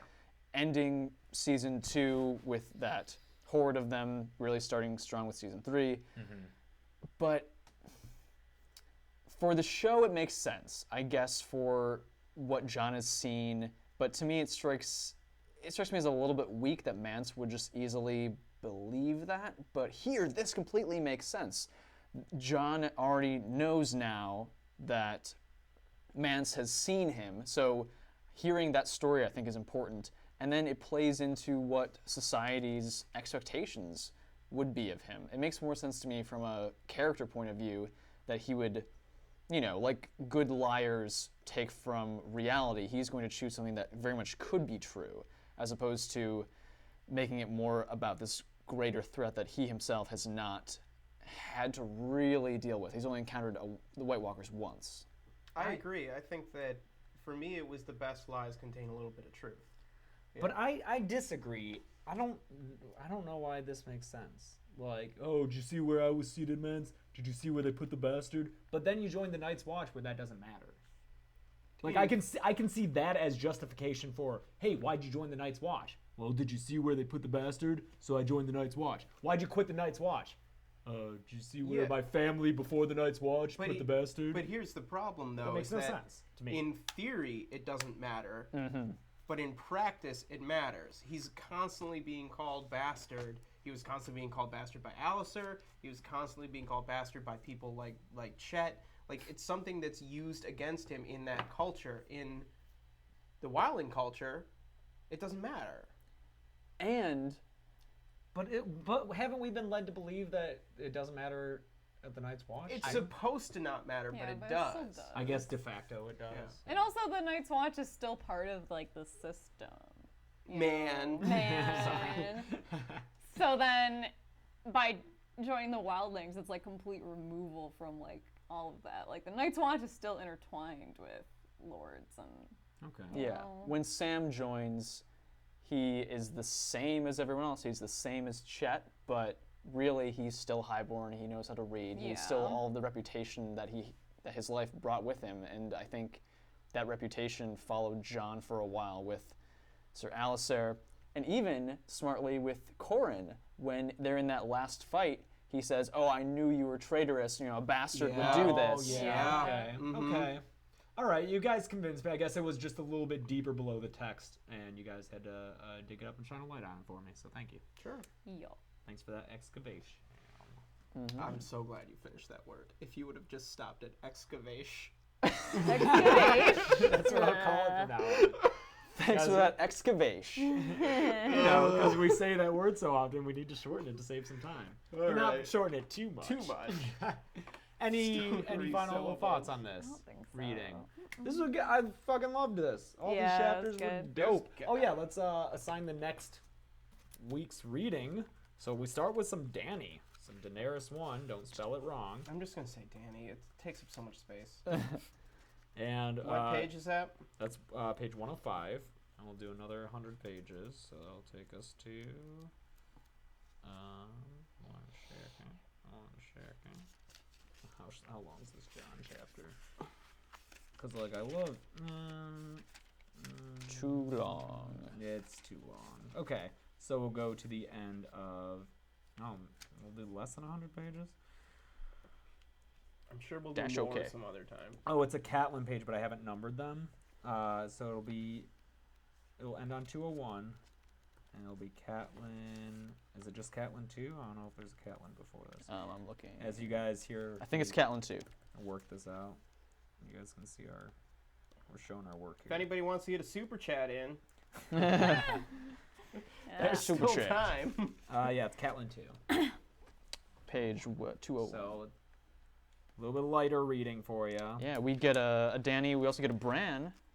Checking in with Cool. with that boy. More reads. Oh, we do get a new POV. Oh, we do. I forgot. I don't know about if not. In I this didn't reading. look. I don't know what it is. that. Oh, that's a Hooray. long way away, man. Cool. Damn it, we're not gonna be able to get this book in 10, are we? No way. Even if we did 100 each time, it'd be 11. Yeah, that's okay. That's okay. All right, guys. Any final concerns? Any questions, real quick? Any questions? Yeah, I'm excited that we're in Storm. I'm Yeah. excited we're in Storm 2. I'm excited that everyone came out today. Thanks for Yeah, tuning good back turnout. in. Yeah. We For appreciate it. ASOS. Spread the We're word. back. Check A out dinosaur Power Hour. story. Yeah, check out Power Hour. Check out Drunk Disney Beauty and the Beast. Mm-hmm. Do we have anything else fun coming up? So after this, I'm gonna do another live stream of me editing. So if you want to watch me edit a Drunk Disney episode, Yeah. I know this is the first time I'm doing this, just because I see other YouTubers have done this. So if you're interested in watching that process, I'm just gonna do it for a little bit. Yeah, put it on. Go cook some things. Maybe you'll see James doing some fun stuff. Cook Sure. some things. I don't know. You like put it on in the background. Just James Cam forever. Watch intently and give super chats. That's You know what editors love is people sitting with them and giving them notes. Yep. So just give me notes the whole time. If you wanna play producer, Oh, Yeah, let me just get like just make it better. just make make it it pop. Make it pop. I was gonna say. Anything particular we should look at while reading Storm? Too much to name right now. Yeah. Favorite chapter moment from this week? Jamie. Olenna. It said, oh. Olenna, Davos, close second. Oh, okay. I really like the Jon stuff too. Mance I is love great. the Mance and Tormund stuff. Tormund stuff. Favorite character introduced in these chapters besides Jamie? Mance. Man. Yeah, Yeah. man. Olenna. Oh wait, Manson. I hear it now. Oh, yeah, Mance Rayder. Yeah. Anyone here from Iceland? No. What do you use After Effects? Mostly Premiere. Mostly Premiere. Don't answer my questions. Mostly. Fire in Some these, After Effects. yeah, Not sorry. really. Not usually on Drunk Disney's. No. Although I did for Salt Bay. That was After Effects. That was Oh. After Nice. Effects. Get that Did you roto use any brush. on Drunk Star Wars? I don't recall. I don't think so. Okay. After They're Effects. pretty. Oh, you know what? Maybe for the logo. Not sure. Yeah, almost definitely for the logo. Okay, I think that's about it. You Yeah. guys enjoy the rest of your day. We'll be back next week discussing Danny 1, 105 to Catelyn 2, 201. Until then, I'm James. I'm James. I'm Chelsea. I'm Joel. This has been a third book that we've peered inside of This has and been questioned what's in this book. ASOS. A song. Hey, sauce. ASOS.